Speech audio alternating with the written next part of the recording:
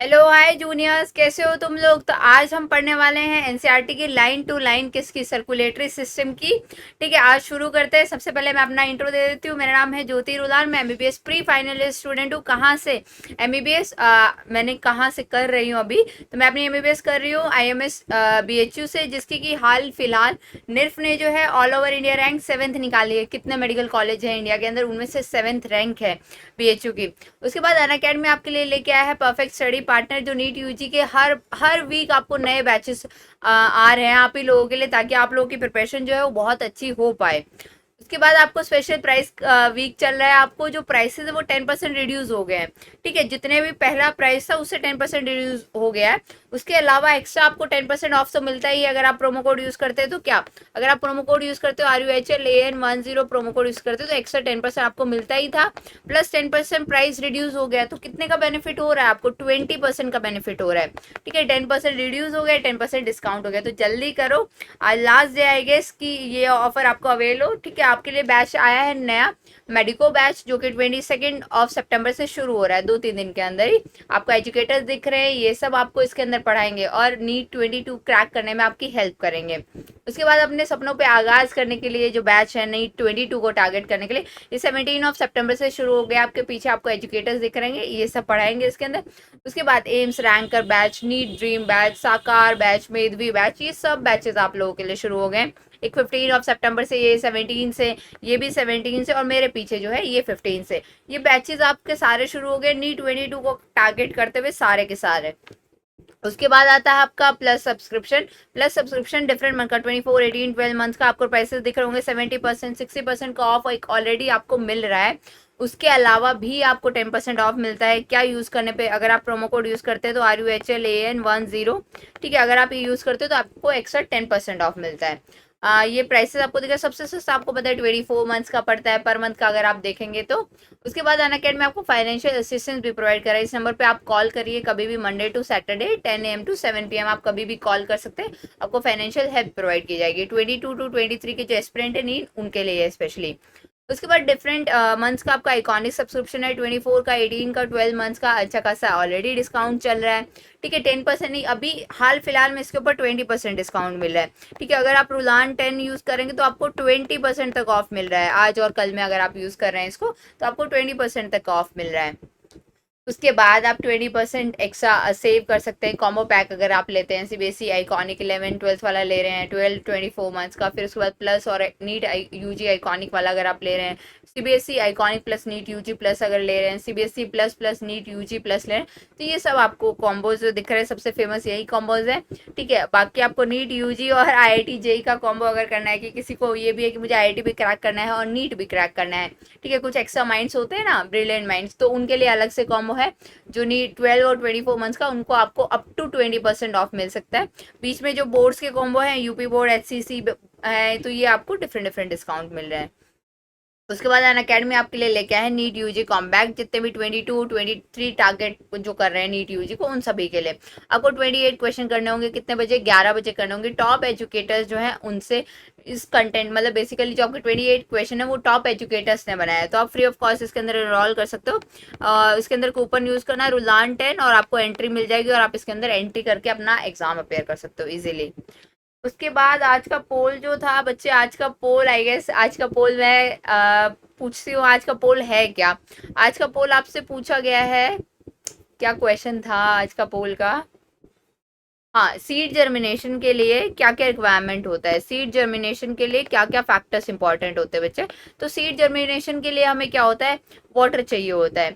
Seed germination के लिए हमें क्या चाहिए होता है, वाटर चाहिए होता है, और बताओ, वाटर चाहिए होता है, और क्या चाहिए होता है। वाटर बेसिकली किससे आता है, ह्यूमिडिटी। तो वाटर बोलो या ह्यूमिडिटी, ऑलमोस्ट वन थिंग। ठीक है, उसके बाद मैं क्वेश्चन देख लेती हूँ बाकी क्या ऑप्शन दिए हुए हैं। ये एक मुझे याद था एक्चुअली ना, class all of a sudden start हो गई है। मैं 1 मिनट देख लेती हूँ, मैं 1 मिनट चेक करके बताती हूँ बच्चे इसके ऑप्शंस क्या थे। ऑक्सीजन की रिक्वायरमेंट और ये सब मैं चेक कर लेती हूँ, 1 मिनट बस। अच्छा, नॉट ह्यूमिडिटी की रिक्वायरमेंट होती है, ऑक्सीजन की भी रिक्वायरमेंट होती है, टेम्परेचर ऑप्टिमम टेम्परेचर की भी रिक्वायरमेंट होती है, लेकिन बच्चे फोटो पीरियड जो है उसकी रिक्वायरमेंट नहीं होती है। जो आपका फोटो पीरियड मतलब कि सनलाइट से एक्सपोजर ये सब नहीं चाहिए होता है। अरे फोटो पीरियड क्यों रिक्वायर होगा, सोचो ना, आपका जो प्लांट सीड होता है वो बेसिकली सॉइल के नीचे होता है, सॉइल के नीचे कहाँ से सनलाइट पहुंचेगी, तो आपका फोटो पीरियड जो होगा that will be the answer कि सीड जर्मिनेशन के लिए किसकी रिक्वायरमेंट नहीं होती है, that is your photo period. उसके बाद आते हैं आपके सर्कुलेटरी सिस्टम की किस पे हम पढ़ेंगे, NCERT, line to line NCERT हम पढ़ेंगे। हम पढ़े थे बॉडी फ्लूइड्स एंड सर्कुलेशन, हमने पहले क्लासेस ले ली हैं, 4 क्लासेस आई गेस हुई है मेरी इस पे, और अब एनसीईआरटी पढ़ेंगे। कल क्वेश्चन करेंगे संडे को, और शाम को नर्वस सिस्टम शुरू करेंगे, ठीक है, यही प्लान है आज का।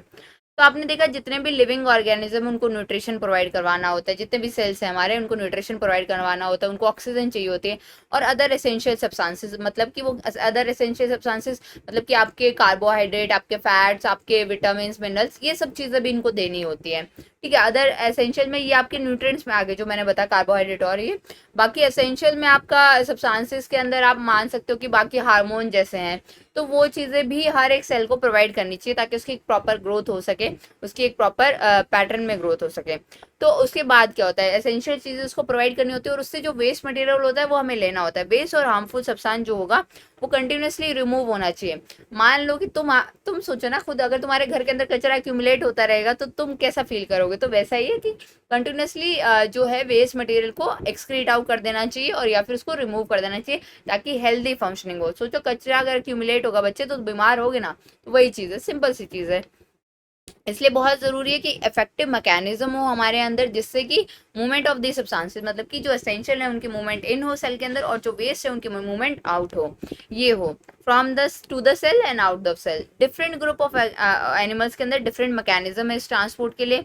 सिंपल ऑर्गेनिज्म है जैसे स्पंजेस हैं, सिलेंट्रेट है, वो वाटर सर्कुलेट करते हैं अपने अंदर, ठीक है, उनकी बॉडी कैविटी के अंदर वाटर सर्कुलेट करते हैं, उसी में से ले लेते हैं, मतलब उसमें से जो इंपॉर्टेंट होता है वो ले लेते हैं अपना, और जो वेस्ट होता है उसके अंदर एक्सक्रीट आउट करते हैं। सिंपल बॉडी कैविटी में से वाटर फ्लो अगर कर रहा है तो वो मेथड जो यूज करते हैं that is sponges and coelenterate. उसके बाद more complex organisms use special fluid within their body to transport such materials। मान लो मोर कॉम्प्लेक्स मतलब कि हम है जैसे, तो हमारे अंदर मोर सबसे कॉम्प्लेक्स हम ही हैं, ह्यूमंस हैं, तो हमारे अंदर स्पेशल फ्लूइड्स हैं। स्पेशल फ्लूइड्स मैंने आपको 2 बताए थे, that is your blood and your lymph, ठीक है। तो कौन कौन से हैं, ब्लड जो है that is the most commonly use fluid है जो इस काम के लिए किया जाता है, जिसमें क्या किया जाता है, एक्सचेंज ऑफ गैसेज, मतलब कि आपका जो ऑक्सीजन जो एसेंशियल है वो आपको प्रोवाइड करे जाएंगे, वेस्ट मटेरियल लिए जाएंगे, उसका जो मीडियम होगा that will be your blood. मैंने आपको बताया था ना वाटर पाइप जो होगा, तो वाटर जो होगा basically that is your blood, including human for this purpose, हम ह्यूमंस भी यूज करते हैं। दूसरा फ्लूइड कौन सा है, body fluid, that is your lymph, जो कि कुछ सब्सटेंसेस का ट्रांसपोर्ट करता है, ठीक है। हम देखेंगे कौन कौन से। बेसिकली लिम्फ जो है वो फिल्ट्रेट ही है आपका ब्लड का, ठीक है, आपके ब्लड का फिल्ट्रेट ही है, तो उसके अंदर जो ब्लड के अंदर चीजें थी ऑलमोस्ट वो होंगी पर एक स्मॉल अमाउंट में होंगी। फिर उसके बाद देखेंगे इस चैप्टर के अंदर हम कंपोजिशन पढ़ेंगे ब्लड की और लिम्फ की, लिम्फ का दूसरा नाम टिश्यू फ्लूइड है। फिर उसके बाद मैकेनिज्म देखेंगे। उसके बाद आता है आपका पहले ब्लड। ब्लड क्या है बच्चे, ब्लड जो है स्पेशल कनेक्टिव टिश्यू है, जिसके अंदर क्या होता है, स्पेशल कनेक्टिव टिश्यू अगर है तो उसमें आपका फ्लूइड मैट्रिक्स होगा, प्लाज्मा होगा, फॉर्म्ड एलिमेंट। मैंने आपको फोटो दिखाई थी ना कि 55% is your plasma, 45% is your RBC, बीच में एक पतली सी लेन थी ड्यू टू योर डब्ल्यूबीसीज एंड प्लेटलेट्स, तो ये वो बात बोल रहा है, ठीक है। फ्लूइड मैट्रिक्स है भाई, प्लाज्मा जो है दैट इज योर फ्लूइड ना।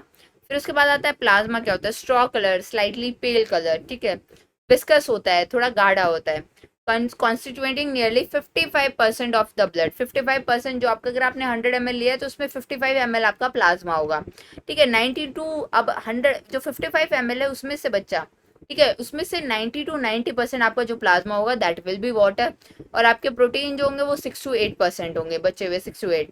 प्रोटीन कौन कौन से होते हैं, फाइब्रोजन जो हमारे क्लॉटिंग में हेल्प करता है, ग्लोबुलिन जो इम्यूनिटी आपको प्रोवाइड करेंगे, एल्ब्यूमिन जो आपका मेन आपका जो क्या बोलते हैं ऑस्मोटिक प्रेशर अगर मेंटेन करवाना ब्लड वेसल्स के अंदर तो एल्ब्यूमिन करते हैं, ठीक है। उसके बाद आता है आपके, अब ये इन्होंने काम बता दिया क्या क्या किसका क्या क्या काम होता है बच्चे। तो फाइब्रोजन का काम जो होता है that is of clotting and coagulation, मतलब कि जो क्लॉट फॉर्मेशन करना है, जो ब्लड को ब्लीडिंग को रोकना है, वो काम आपका फाइब्रोजन करेंगे। फाइब्रोजन कैसे करेंगे कि इन सॉल्युबल जो आपके फाइब्रोजन होते हैं बच्चे, वो बेसिकली सॉल्युबल फॉर्म में होते हैं, तो सॉल्युबल फॉर्म से इनसॉल्युबल फॉर्म में कन्वर्ट हो जाएंगे फाइब्रिन के अंदर, तो वो प्रेसिपिटेट काइंड ऑफ बन जाएंगे। बताया था ना, चीनी अगर घोल दो, फिर चीनी को अगर वही चीनी, घुली हुई चीनी को अगर तुम गर्म कर दोगे तो चीनी जो होगी सॉलिडिफाई हो जाएगी और अलग से दिखती है। घुली हुई चीनी हमें दिखती नहीं है, तो घुला हुआ फाइब्रोजन आपको दिखेगा नहीं ब्लड के अंदर, लेकिन जब वो इनसॉल्युबल फॉर्म में आ जाएगा तो हमें क्लियरली विजिबल होता है, that in the form of your clot and coagulation. जो ग्लोबुलिन्स होते हैं उनका काम क्या होता है, डिफेंस मैकेनिज्म। हमारी जो एंटीबॉडी होते हैं, आईजी का मतलब क्या होता है, इम्यूनोग्लोबिन। तो बच्चे जो ग्लोबुलिन्स होती है वो आपके डिफेंस मैकेनिज्म में काम आती है। और आपका एल्ब्यूमिन क्या काम करता है, वो ऑस्मोटिक बैलेंस मेंटेन करता है, ठीक है, ऑस्मोटिक बैलेंस, आयन का concentration in the body fluid, that is your osmotic balance. Plasma जो होता है उसके अंदर स्मॉल क्वांटिटी ऑफ मिनरल्स भी होते हैं, sodium, potassium, sorry sodium, magnesium, calcium, carbonate, chloride, ये सब भी होता है उसके अंदर। फिर आपका ग्लूकोज होता है, अमीनो एसिड होता है, लिपिड, ये सब चीजें भी होती है, और गैसेस भी इसके अंदर प्रेजेंट होती हैं। ठीक है, आपने पढ़ा था ना अभी रेस्पिरेशन में, हमने पढ़ा था कि ऑक्सीजन कितनी डिफ्यूज होती है कुछ प्लाज्मा के अंदर 3%, हमारी CO2 भी डिजोल्व फॉर्म के अंदर ट्रांसपोर्ट की जाती है। तो ये डिफरेंट डिफरेंट चीजें हैं। एज ए ऑलवेज चांसेस, क्योंकि हमेशा हमें इनकी जरूरत होती है, तो ब्लड जो है that is present in every blood vessel, तो वहां से इजिली एक्सचेंज कर सकते हैं।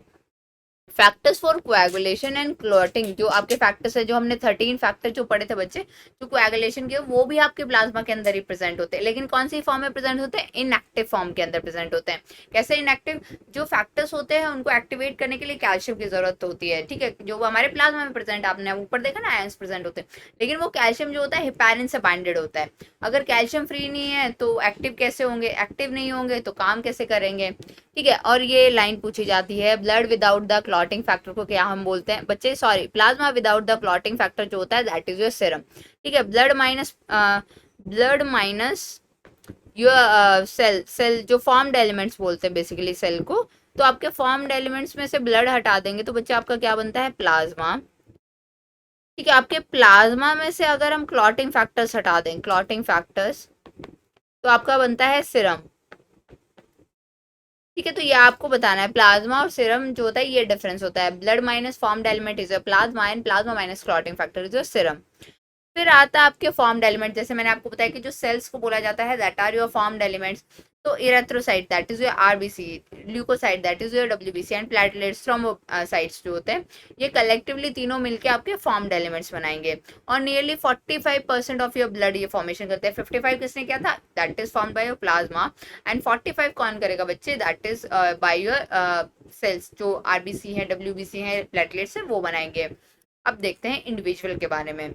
आपका जो इरेथ्रोसाइट्स होते हैं, इरेथ्रोसाइट्स यानी कि RBC जो होते हैं, ये ऑलमोस्ट मोस्ट अबेंडेंट होते हैं। कितने ज्यादा होते हैं, 45%, कितना होता है बच्चे, तो 45% ये ऑक्यूपाई करेंगे ब्लड के अंदर। मतलब मान लो कि 100 ml अगर तुमने ब्लड लिया है तो 55 तुम्हारा जो हो जाएगा that will be your plasma, और बच्चा वो 45%, नियरली 0.1% आपके WBCs होते हैं, और 45% आपके सोचो इरेथ्रोसाइट्स होंगे, तो कितना ज्यादा होगा। मैंने आपको ट्यूब दिखाया था, उसके अंदर अच्छा खासा कॉलम बना हुआ था RBC का। अगर एडल्ट ह्यूमन का देखें तो उसके अंदर एवरेज 5 से लेके 5.5 मिलियन ऑफ RBC होते हैं पर मिलीमीटर क्यूब, ठीक है। ब्लड का अगर पर मिलीमीटर क्यूब लेंगे तो उसके अंदर 5 से 5.5 ml आपको RBCs मिल जाएंगे। RBC जो होते हैं ये कहाँ बनते हैं बच्चे, रेड बोन मैरो के अंदर बनते हैं, अडल्ट के अंदर, स्पेसिफाई किया हुआ है अडल्ट के अंदर। और मैंने क्वेश्चन डाला था पोल के अंदर कि पहला हीमोपोएटिक जो ऑर्गन होता है वो क्या होता है, तो पहला हीमोपोएटिक ऑर्गन आपका यॉर्क सैक होता है। पहली बार जो फॉर्म्ड एलिमेंट्स वगैरह बनने शुरू होते हैं वो आपके कहाँ बनने शुरू होते हैं, यॉर्क सैक के अंदर शुरू होते हैं। अडल्ट जैसे हम जब बनते जाते हैं, मतलब बड़े जब जैसे जैसे होते जाते हैं तो वो शिफ्ट होकर आपके bone marrow, red bone marrow में शिफ्ट हो जाता है वो, ठीक है। तो RBC जो होता है उसके अंदर न्यूक्लियस नहीं होता, क्योंकि उसका काम जो है बच्चे that is only of transporting oxygen. RBC का और कुछ काम नहीं करता है, ठीक है। तो उसको क्या करना है, RBC को डिवाइड ऑफ न्यूक्लियस है, ठीक है। मोस्ट मैमल के अंदर बाइकॉनकेव इन शेप होता है, रेड कलर्ड होता है, आयरन कंटेनिंग कॉम्प्लेक्स प्रोटीन होता है इसके अंदर, किसको बोलते हैं, हीमोग्लोबिन, ठीक है। इसलिए इसका कलर जो है हेंस द नेम एंड तो RBC का नाम और ये लाल रंग की वजह से रेड ब्लड सेल रखा गया, क्योंकि इसके अंदर हीमोग्लोबिन प्रेजेंट था जो कि रेड कलर पिगमेंट होता है, जिसके अंदर की आयरन होता है। अगर हम एक हेल्दी इंडिविजुअल की बात करें, मान लो कि एक अच्छा अट्टा कट्टा आदमी है जिसके अंदर कोई बीमारी नहीं है, उसके अंदर एवरेज अगर देखा जाए तो 12 से 16 ग्राम हीमोग्लोबिन जो है 100 ml के अंदर प्रेजेंट होता है। 12 से 16, एवरेज आप 15 ले सकते हो। मेल टू फीमेल वेरी करता है, यहाँ पे इसने हेल्दी इंडिविजुअल लिया है तो मेल फीमेल सबको काउंट कर लिया है। ये जो मॉलिक्यूल है दैट इज दीज मॉलिक्यूल, जो बात कर रहा है हीमोग्लोबिन की बात कर रहा है, ये जो होता है इंपॉर्टेंट रोल प्ले करता है रेस्पिरेटरी गैसेस। हमने पढ़ा था इससे पहले वाले चैप्टर में कैसे हीमोग्लोबिन हमारा CO2 और हमारी O2 को ट्रांसपोर्ट करता है, तो ये बहुत इंपॉर्टेंट रोल प्ले करता है इन transporting of your respiratory gases. RBC की एवरेज लाइफ स्पैन बच्चे 120 डेज की होती है, उसके बाद जो है वो स्प्लीन में जाके डिस्ट्रॉय हो जाते हैं, दैट इज ग्रेवयार्ड। इसीलिए स्प्लीन को क्या बोला जाता है, ग्रेवयार्ड ऑफ द आरबीसी, क्योंकि वहां पे डिस्ट्रक्शन होगा, मतलब डेथ के बाद जहां उनको किया जाएगा that will be your RBC. अब आते हैं, यहाँ तक कोई डाउट हो तो पूछ लेना। आज मैं रिकॉर्डेड सेशन डाल रही हूँ तो कोई बात नहीं, तुम कमेंट्स में डाल देना, नेक्स्ट क्लास में मैं कर दूंगी, ठीक है, नेक्स्ट क्लास के अंदर मैं आपको डाल दूंगी। एक मिनट, एक मिनट, हाँ, एक मिनट, एक मिनट, एक मिनट बच्चे। यहाँ तक कोई डाउट हो तो पूछ लेना, अगर एनसीईआरटी में कोई डाउट हो तो कल 2 सेशन लूंगी, ठीक है, तो तुम कमेंट बॉक्स में डाल देना आज वाली क्लास की, अगर कोई भी डाउट हो तो कल मैं बता दूंगी आपको। आज मेरा थोड़ा टाइम टेबल डिस्टर्ब हो गया, बट स्टिल 4:30 वीडियो आ जाएगी, रिकॉर्डेड आ जाएगी, कोई बात नहीं, ठीक है।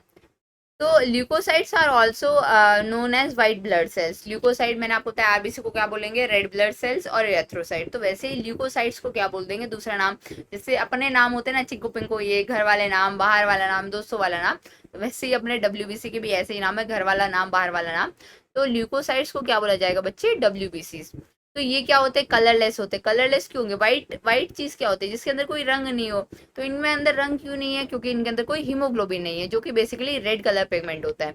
ये न्यूक्लिएटेड होते हैं क्योंकि इन्हें ट्रांसपोर्ट ऑफ ऑक्सीजन नहीं करना है, और इनका नंबर जो है कम होता है। आरबीसी हमारे कितने थे, 5 to 5.5 पर मिलीमीटर क्यूब, तो इनकी एवरेज क्या है, 600 to 800 पर मिलीमीटर क्यूब। वहां पे 5 to 5.5 मिलियंस थे, या 1000 की बात करें तो बहुत कंपैरेटिवली बहुत एक छोटा साइज है, मतलब नंबर में देखा जाए तो। ल्यूकोसाइड भी शॉर्ट लिव्ड होते हैं, कुछ कुछ एक हफ्ते ही रहते हैं, कुछ कुछ एक महीना ही रहते हैं, तो बहुत कम लाइफ उनकी होती है। हमें 2 मेन कैटेगरी में डिवाइड कर दिया WBC को, ग्रेनुलोसाइट, एग्रेनुलोसाइट। मैंने आपको पिक्चर्स दिखाई थी, ग्रेनुलोसाइट कैसे दिखते हैं, एग्रेनुलोसाइट कैसे दिखते हैं। ग्रेन्यूल्स मतलब दाने, अगर किसी WBC के साइटोप्लाज्म के अंदर आपको दाने दिख रहे हैं तो उसको हम बोलेंगे ग्रेनुलोसाइट, अगर उसके अंदर कोई आपको दाने नहीं दिख रहे हैं that will be known as a granulocyte, ठीक है। अब देखते हैं ग्रेनुलोसाइट कौन कौन से होते हैं, न्यूट्रोफिल, एसिनोफिल, बेसोफिल, ये डिफरेंट तरह के 3 तरह के आपके ग्रेनुलोसाइट है। जबकि आपके लिम्फोसाइट्स और आपके मोनोसाइट जो है ये ए ग्रेनुलोसाइट है, इनके साइटोप्लाज्म के अंदर कोई ग्रेन्यूल्स, कोई दाने आपको नहीं दिखेंगे, ठीक है। अब आते हैं इंडिविजुअल, इनके एक एक लिम्फोसाइट, एक एक ल्यूकोसाइट के काम पे क्या क्या क्या करता है। आपका जो न्यूट्रोफिल है वो जो सबसे ज्यादा अबेंडेंट होता है, इनका हमने परसेंटेज देखा था 60 to 60% ऑफ टोटल WBC। मान लो टोटल WBC है बच्चे 6000 to 8000 पर मिलीमीटर क्यूब, ठीक है, उसमें से 60 to 65% आपके न्यूट्रोफिल्स होंगे। इसको बोलते हैं डिफरेंशियल काउंट। एक होता है टोटल ल्यूकोसाइड काउंट TLC, एक होता है DLC, डिफरेंशियल ल्यूकोसाइड काउंट, ठीक है। डिफरेंट टाइप ऑफ ल्यूकोसाइड कितने हैं ब्लड के अंदर, तो WBC जो आपके न्यूट्रोफिल होंगे वो मोस्ट अबेंडेंट होंगे, 60 to 65% होंगे ऑफ टोटल आरबीसी। बेसोफिल सबसे कम होंगे, 0.5 to 0.1, ठीक है। उसके बाद न्यूट्रोफिल और मोनोसाइट, मोनोसाइट कितने प्रेजेंट होंगे, 6.8%। ये दोनों जो होते हैं फेगोसाइटिक होते हैं। फेगोसाइटिक मैंने आपको बताया था, पिनोसाइटोसिस एक प्रोसेस होता है, फेगोसाइटोसिस एक प्रोसेस होता है। फेगोसाइटोसिस का मतलब इंगल्फ करना, जो भी फॉरेन बॉडी आएगी, जो भी एक सब मटेरियल आएगा ना बाहर का, कुछ भी ऐसा ही आएगा कि इसकी जरूरत नहीं है हमें, या फिर ये हमारी बॉडी का ही कुछ डिस्ट्रॉयड पार्ट है, हमारी बॉडी का ही कुछ डैमेज पार्ट है, तो उसको अगर खाना होगा तो उसका खाने का काम कौन करते हैं, आपका न्यूट्रोफिल और मोनोसाइट, ठीक है। न्यूट्रोफिल और मोनोसाइट, जैसे कि आपको पता है which destroy the when foreign body particles enter the body, ठीक है। फॉरेन पार्टिकल कोई अगर आया है जो कि इन्फेक्शियस हो सकता है, ठीक है, तो पहले ही इनका काम जो है इम्यूनिटी प्रोवाइड करने का है हमें, तो ये खा जाते हैं दोनों के दोनों, न्यूट्रोफिल एंड मोनोसाइट। आपका बेसोफिल जो रहेगा बच्चे, एक मिनट, बेसोफिल जो रहेगा जो कि कितना होता है, मिनिमम होता है 0.5 to 1% जो होता है बेसोफिल जो होता है, इस सैमिन, सीरोटोनिन और हिपैरिन का सिक्रेशन करता है और इन्फ्लामेटरी रिएक्शंस में इन्वॉल्व होता है। जो भी आपकी इन्फ्लामेटरी रिएक्शन होगी, मान लो कि आपकी लाइक अस्थमा हो गया, एलर्जिक रिएक्शन बेसिकली लेते हैं, किसी को डस्ट से एलर्जी होती है, किसी को पोलन ग्रेन से एलर्जी होती है, तो उन रिएक्शंस के अंदर आपके बेसोफिल इन्वॉल्व होंगे, क्योंकि वो हिस्टामिन, सीरोटोनिन और हिपैरिन का सिक्रेशन करेंगे। उसके बाद आता है आपका ईओसिनोफिल, जो कि 2 to 3% होता है। ये इन्फेक्शन से आपको रेजिस्टेंस प्रोवाइड करता है और also associated with allergy reaction. दोनों के दोनों, कौन कौन से, दोनों के दोनों, आपका ईओसिनोफिल और आपका बेसोफिल दोनों देखो ये इन्वॉल्व होता है आपका इन्फ्लामेटरी रिएक्शन में, जहाँ इन्फ्लामेशन होगा। इन्फ्लामेशन के कुछ साइन होते हैं। इन्फ्लामेशन में क्या होगा, इन्फ्लामेशन अगर होगा तो उसके 5 साइन होते हैं। एक तो वहां पे रेडनेस होगी, अगर मान लो वहाँ इन्फ्लामेशन हुआ है। उसके बाद उस एरिया को टच करोगे तो आपको गर्म लगेगा, वहां का टेम्परेचर राइज होगा। ठीक है, उसके बाद है ना, उस एरिया जहाँ चोट लगी, इन्फ्लामेशन अगर है तो उस एरिया में काम होना बंद हो जाता है, तो लॉस ऑफ फंक्शन हो जाता है। ठीक है, उसके बाद आपको सबसे जरूरी काम, इन्फ्लामेशन अगर है तो बच्चे पेन होता है। ठीक है, और उसके अंदर रेडनेस आ जाती है, red red red red colour का आपको दिखता है। तो मैंने क्या बताया आपको, पेन होगा आपको। उसके बाद आपका उस एरिया का फंक्शन लॉस हो जाता है। उसके बाद आपको वहां पे टेम्परेचर ज्यादा दिखेगा। ठीक है, उसके बाद मैंने आपको क्या बताया, टेम्परेचर ज्यादा दिखेगा। उसके बाद 5 चीजें थी बताई थी। ठीक है, कोई बात नहीं, पीछे जाके देख लेना दोबारा से। उसके बाद आते हैं आपके सेल्स की फोटो में दिखाती हूँ। आपको आरबीसी कैसा दिख रहा है, बाइकॉन के छोटा सा दिख रहा है। देखो डब्ल्यूबीसी देखो, उसके कंपैरिजन में आरबीसी देखो कितना छोटा है। आपके प्लेटलेट जो होते हैं फ्रेगमेंटेड सेल्स होते हैं, मेगा कैरियोसाइट जो होते हैं बोन मैरो में, उनके फ्रेगमेंट से मिलके बन गए हैं आपके प्लेटलेट। फिर एसनोफिल देखो, ऐसे ऐसे शेपेड दिख रहा है। फिर बेसोफिल का कलर देखो, न्यूट्रोफिल का कलर देखो, मोनोसाइट देखो, आपका टी लिम्फोसाइट और बी लिम्फोसाइट देखो। पूरा का पूरा आपको एक पिक्चर मिल गया ब्लड का। ठीक है, मैंने भी आपको फोटो दिखाई थी, बट स्टिल और अच्छे से देख लो। न्यूट्रोफिल को देखो कितने सारे लोब हैं, इंटरकनेक्टेड है क्रोमेटिन फाइबर से। मोनोसाइट का साइज देखो, सबसे बड़ा मोनोसाइट दिख रहा है आपको। ठीक है, बी टी लिम्फोसाइट में देखो पूरा का पूरा साइटोप्लाज्म में उसके न्यूक्लियस ने कवर कर लिया है। बी लिम्फोसाइट में थोड़ा कॉर्नर पे शिफ्ट हो गया। बेसोफिल का कलर देखो पर्पल कलर है। ईस्नोफिल का देखो, अरे ईस्नोफिल, बेसोफिल और न्यूट्रोफिल में देखो कि आपको पिगमेंट्स दिखाई दे रहे हैं। ये देखो पिंक पिंक पिंक कलर के इसमें, ब्लू ब्लू कलर के इसमें, रेड रेड कलर के इसमें दिख रहा है। ठीक है, मोनोसाइट और लिम्फोसाइट के अंदर ऐसा कोई पिगमेंट आपको दिखाई नहीं दे रहा है।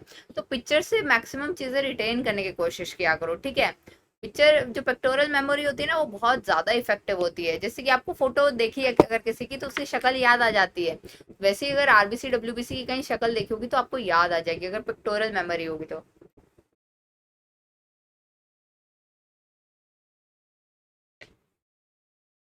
उसके बाद आते हैं आपका क्वेश्चंस के ऊपर आते हैं, लिम्फोसाइट। ठीक है, हमने अभी तक सारे देख लिया, अब बचे हैं लिम्फोसाइट। लिम्फोसाइट कितने होते हैं बच्चे, 20 to 25% आपके कितने प्रेजेंट होते हैं, लिम्फोसाइट प्रेजेंट होते हैं। दो तरह के हमने पीछे देखे अभी। पूरा का पूरा अगर साइटोप्लाज्म इन्वॉल्व है, मतलब न्यूक्लियस में पूरा साइटोप्लाज्म ऑलमोस्ट कवर किया हुआ, तो that is your T lymphocyte. अगर थोड़ा सा कॉर्नर में शिफ्ट हुआ हुआ है तो that will be your B lymphocyte. T और बी दोनों के दोनों, जो बी और टी हैं, दोनों के दोनों इम्यून रिस्पांस प्रोवाइड करते हैं। बी सेल जो होंगे वो आपके प्लाज्मा सेल में कन्वर्ट होंगे, जो कि आपके क्या बनाएंगे, एंटीबॉडी प्रोडक्शन करेंगे। टी सेल खुद ही डिवाइड करके different type of cell immunity देंगे। तो ह्यूमोरल इम्यूनिटी, दैट इज जो एंटीबॉडी बेस्ड इम्यूनिटी, आपको बी सेल से मिलती है। और आपकी जो सेल मीडिएटेड इम्यूनिटी होती है वो आपको टी सेल से मिलती है। प्लेटलेट्स को क्या बोला जाएगा, थ्रोम्बोसाइट्स। ये सेल फ्रेगमेंट्स होती है, कैसे प्रोड्यूस होती है, जो मेगा कैरियोसाइट्स होते हैं, स्पेशल सेल्स होते हैं बोन मैरो के अंदर, वो फ्रेगमेंट्स में ब्रेक हो जाते हैं, तो जिसकी वजह से आपको प्लेटलेट्स मिलती है। ब्लड के अंदर नॉर्मली 1.5 लाख से 3.5 लाख आपकी प्लेटलेट्स होती है पर मिलीमीटर क्यूब। ठीक है, प्लेटलेट्स जो होती है बहुत सारी रिएक्शंस जो कोएगुलेशन और क्लॉटिंग की होती है उसके अंदर इन्वॉल्व होती है। जनरली आज का सीजन चल रहा है जैसे डेंगू का, तो बोलते हैं ना कि इसकी प्लेटलेट्स कम हो गई हैं, 1.5 लाख से 50,000 से कम हो गई, तो वो जो डेंगू में इन्वॉल्व होती हैं वो ये प्लेटलेट्स होती हैं। ठीक है, यही होती हैं। अगर इनका नंबर डिक्रीज हो गया तो आपको क्लॉटिंग डिसऑर्डर हो जाता है। क्लॉटिंग डिसऑर्डर का मतलब बच्चे, अगर गलती से आपको कहीं कट लग गया और आपका ब्लड आ गया, तो वो ब्लड आना बंद नहीं होता है। नॉर्मली क्या होता है कि ब्लड आना बंद हो जाता है थोड़ी देर के बाद ही। मान लो छोटा सा कट अगर लगा है तो ब्लड आना बंद हो जाता है, क्लॉट फॉर्मेशन हो जाता है। लेकिन क्या होगा, अगर आपकी प्लेटलेट्स एडिक्वेट नहीं होंगी, नंबर के अंदर फंक्शन एडिक्वेटली नहीं करेंगे, आपको क्लॉटिंग डिसऑर्डर हो जाएंगे, आपकी बॉडी में से ब्लड लॉस हो ज्यादा हो जाएगा। ठीक है, कुछ कुछ पेशेंट्स जैसे ब्लड लॉस, नाक से खून आ जाता है, मुंह से खून आ जाता है, इतना ज्यादा सीवियर हो जाता है। ठीक है, will lead to excessive load. अगर इतना ब्लड लॉस होगा तो ऑब्वियसली आपकी बॉडी के अंदर से आपको अनीमिया हो सकता है, डिफरेंट डिफरेंट चीजें होती हैं वो हो सकती हैं।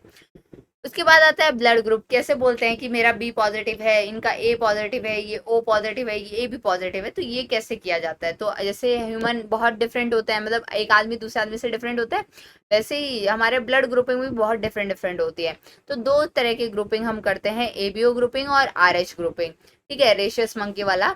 और एबीओ हमारा लेनिस्टर वाला। एबीओ ग्रुपिंग में क्या होता है कि बच्चे अगर किसी जो एंटीजन है हमारा, दैट इज आरबीसी का, अगर एंटीजन के ऊपर, सरफेस एंटीजन के ऊपर, मैंने आपको दिखाया था फोटो, ए जो आरबीसी वाला था ना, ए ब्लड ग्रुप का जो आरबीसी का, उसके ऊपर ए एंटीजन प्रेजेंट था। बी वाले के अंदर बी एंटीजन प्रेजेंट होगा, ए बी वाले के अंदर ए और बी दोनों एंटीजन प्रेजेंट होंगे, ओ के ऊपर कोई एंटीजन नहीं होगा। तो यही ये बोला है कि on the basis of presence, अगर एंटीजन प्रेजेंट है या एंटीजन एब्सेंट है, इन केस ऑफ ओ, अगर आपके दो सरफेस एंटीजन है, ठीक है, तो उसके बेसिस पे हम आरबीसी को डिवाइड करते हैं, that is A and B. ये जो है हमारे दो ब्लड ग्रुप हो गए, मतलब दो एंटीजन है, that is A and B, इनके बेसिस पे हमने डिवाइड किया, ये प्रेजेंट है या ये एब्सेंट है, इसके बेसिस पे हमने different kind of blood group कर दिया। वैसे ही अगर प्लाज्मा के अंदर अगर एंटीबॉडीज प्रेजेंट है, अगर एंटीजन ब्लड के अंदर प्रेजेंट है, प्लाज्मा के अंदर एंटीबॉडीज प्रेजेंट होंगी, ठीक है, उनके बेसिस पे भी डिवाइड कर दिया। ठीक है, द डिस्ट्रीब्यूशन की वजह से चार ग्रुप बने, ए बी और ओ, ये हमारे चार बने। आपको पता होगा अगर ब्लड ट्रांसफ्यूजन कर रहे हैं तो ऐसे ही नहीं है कि किसी से भी खून ले सकते हैं कि मतलब भैया तुम फ्री हो या तुम्हारे अंदर, तुम ज्यादा मोटे हो, तुम्हारे अंदर ज्यादा खून होगा तो तुमसे खून लेंगे, ऐसा नहीं होता बच्चे। आपको प्रॉपर डोनर का ब्लड और रेसिपिएंट, जो डोनर मतलब कि जो खून देगा, रेसिपिएंट मतलब जो खून लेगा, उन दोनों के ब्लड की मैचिंग करनी होती है, उसी के बाद आप ब्लड ट्रांसफ्यूज कर सकते हो, उसी के बाद। ठीक है, तो केयरफुली मैच करना होता है, ताकि जिसकी वजह से क्या होगा, आपका सीवियर क्लम्पिंग, मतलब आरबीसी जो एंटीबॉडी हमारे प्लाज्मा में प्रेजेंट होंगी, उनकी रिएक्शन जो नया ब्लड आ रहा है उससे ना हो जाए। ठीक है, अगर ऐसा कुछ होता है ना तो आरबीसी की क्लम्पिंग हो जाती है, आरबी का डिस्ट्रक्शन हो जाता है। तो उस प्रॉब्लम को अवॉइड करने के लिए हम क्या करते हैं बच्चे, ब्लड ग्रुपिंग मैच करते हैं। ये देखो, अगर किसी का ए ब्लड ग्रुप है तो उसके अंदर एंटीजन जो प्रेजेंट होगा उसके आरबीसी के ऊपर, दैट विल बी ए। अगर किसी का बी ब्लड ग्रुप है तो उसके अंदर एंटीजन प्रेजेंट होगा, दैट विल बी बी। अगर किसी का ब्लड ग्रुप ए बी है तो उसके अंदर ए भी होगा और बी भी होगा, क्योंकि ए बी जो है ये को डोमिनेंस शो करते हैं। अगर ओ ब्लड ग्रुप है तो उसके अंदर कोई भी एंटीजन प्रेजेंट नहीं होगा उसके आरबीसी के ऊपर। उसके प्लाज्मा में एंटीबॉडीज किसके, देखो एंटीजन जो होगा आरबीसी के सरफेस पे होगा, लेकिन जो एंटीबॉडी होंगी वो प्लाज्मा के अंदर होंगी। तो ये पॉइंट्स याद रखना। अगर ए है तो उसके अंदर एंटी बी एंटीबॉडीज होंगी, कोई बी है उसके अंदर, मतलब जिसका ब्लड ग्रुप बी है उसके अंदर एंटी ए होगा। मतलब मान लो ना कि खुद के अगेंस्ट एंटीबॉडी कौन रखेगा, दूसरे के अगेंस्ट ही रखते हैं ना बच्चे, तो बी है तो बी के अगेंस्ट एंटी ए होगा। अब ए बी के ऊपर दोनों एंटीजन है तो वो कोई एंटीबॉडी नहीं रखेगा, रखेगा तो खुद के ही आरबीसी डिस्ट्रॉय कर देगा। ओ के अंदर कोई एंटीजन नहीं है तो ए और बी दोनों के अगेंस्ट एंटीबॉडीज रखेगा वो। तो ए ब्लड ग्रुप वाला जो है किससे खून ले सकता है, तो ए ब्लड ग्रुप वाला ए और ओ से ले सकता है। ओ से क्यों ले सकता है, क्योंकि ओ के ऊपर कोई एंटीजन नहीं है, ओ के ऊपर कोई एंटीजन नहीं है तो कोई एंटीबॉडी से रिएक्ट करेगी नहीं।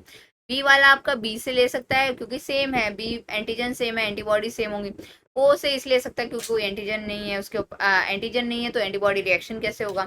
ए बी ओ वाला जो है वो ए बी से, ए से, बी से, ओ से, क्योंकि इसके अंदर कोई एंटीबॉडी नहीं है, वो सबसे ब्लड ले सकता है, उसको कोई फर्क नहीं है।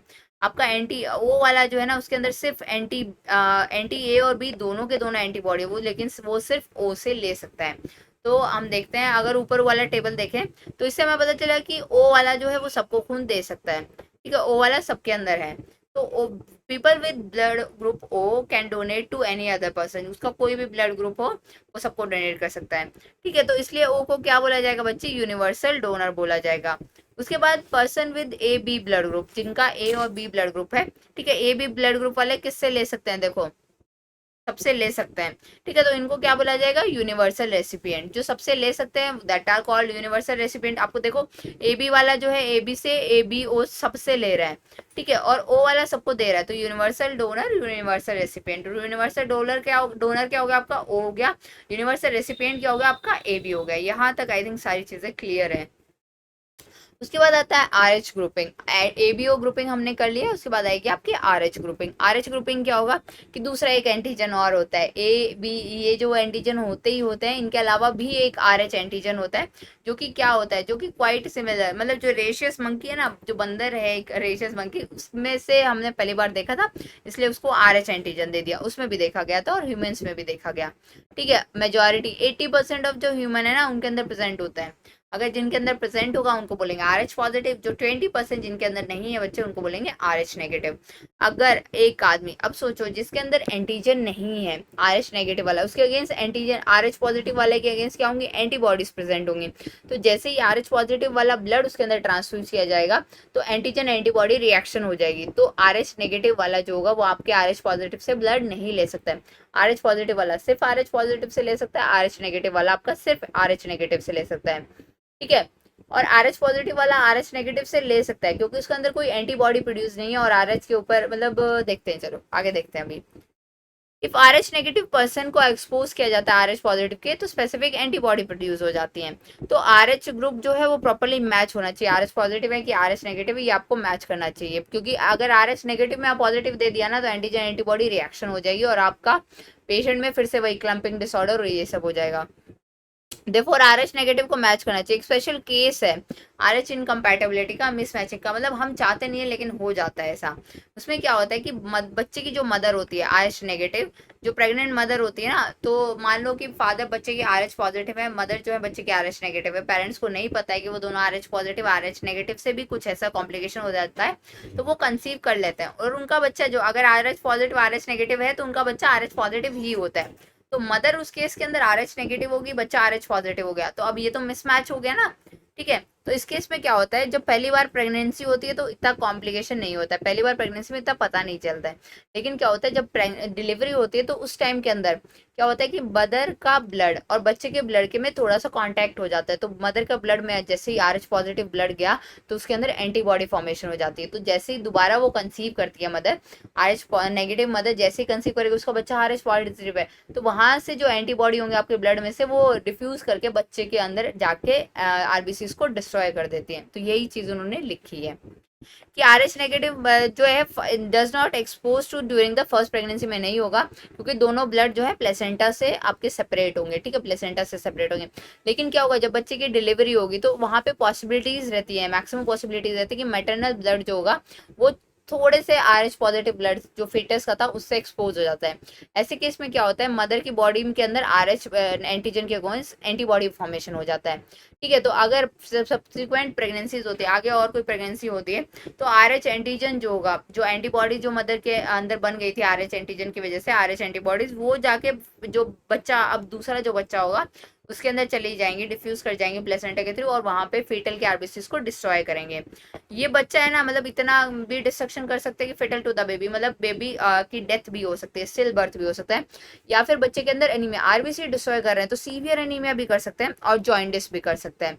इस कंडीशन को जिसके अंदर क्या होता है बच्चे की मदर की RBC, मदर के ब्लड से प्लेसेंटा से डिफ्यूज होकर बच्चे की RBC और इसको डैमेज करने लग जाए ड्यू टू RH इनकम्पैटिबिलिटी, तो इस कंडीशन को करते हैं, बोलते हैं इरेथ्रोब्लास्टिस फिटालिस, ठीक है, इरेथ्रोब्लास्टोसिस फिटालिस। तो ये जो कंडीशन जो होती है इसको हम बचा सकते हैं, पहले ही जैसे बच्चे की डिलीवरी हो ना, मदर के अंदर RH बॉडी एंटीबॉडी डाल दो, ठीक है, एंटीबॉडी जो RH के अगेंस्ट बनने वाली थी उनके अगेंस्ट भी एंटी डाल दो, तो वो एंटीबॉडीज आपकी फॉर्म नहीं होंगी।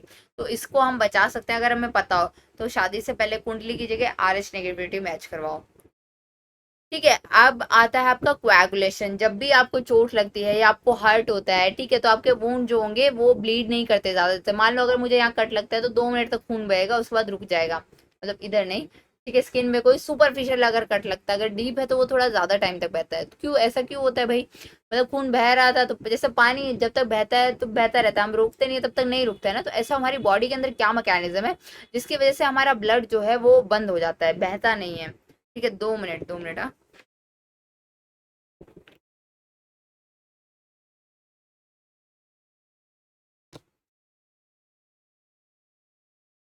ऐसा क्यों होता है, क्योंकि ब्लड जो होता है वो कोएगुलेशन और क्लॉटिंग फैक्टर करता है, ठीक है। ब्लड के अंदर कोएगुलेशन और क्लॉटिंग फैक्टर होता है। जब भी कोई इंजरी होती है, ट्रॉमा मतलब कि कोई एक्सीडेंट अगर होता है तो इस केस के अंदर आपका ब्लड, ट्रॉमा जरूरी नहीं है कि अच्छा खासा गाड़ी से ठुको तुम तभी ट्रॉमा हुआ, छोटा मोटा कट भी ट्रॉमा माना जा सकता है, ठीक है। इंजरी हुई है, ट्रॉमा हुआ। तो आपने ऑब्जर्व किया होगा कि आपको जब भी चोट लगती है, मान लो यहाँ चोट लगी है, वैसे तो लगी रहती, पता नहीं इस बार कैसे नहीं लगी, मैं दिखा देती अपना ही। कभी कभी ऐसा होता है चोट लगने के बाद यहाँ पे ऐसे मेरी घड़ी ऐसे कलर का है ना, कुछ एक कवरिंग आ जाती है जहाँ आपको चोट लगी है, तो उसको क्या बोलते हैं, अगर आपने देखा होगा कि डार्क ब्राउन रेडिश कलर का सुगम बनता है उसको, जो कि कट या इंजरी जहाँ पे हुई थी वहां पे बनता है। तो बेसिकली वो होता है क्या, वो क्लॉट होता है या कोएगुलम होता है, जो कि फाइब्रिन जो होता है, मैंने बताया था ना, सॉल्युबल फॉर्म से इनसॉल्युबल फाइब्रिन में कन्वर्ट हो जाता है, जो कि एक नेटवर्क बना लेगा जिसके अंदर आके आपके आरबीसी डब्ल्यूबीसी क्या होंगे, ट्रैप हो जाएंगे। जैसे लाइक कि मछली का जाला होता है, उसके अंदर मछली आके फंस जाती है, तो जो जाला होता है that is basically your fibrin, और जो आके उसके अंदर मछली फंस जाती है वो आपके आरबीसी डब्ल्यूबीसी प्लेटलेट्स होते हैं।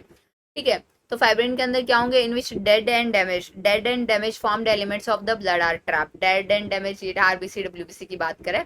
फाइब्रिन जो होगा ये कैसे बनेगा बच्चे, इनएक्टिव जो फाइब्रोजन था जो प्लाज्मा के अंदर, उसको जब थ्रोम्बिन जो है एक्टिवेट करेगा तब जाके आपका फाइब्रोजन जो है फाइब्रिन में कन्वर्ट होगा।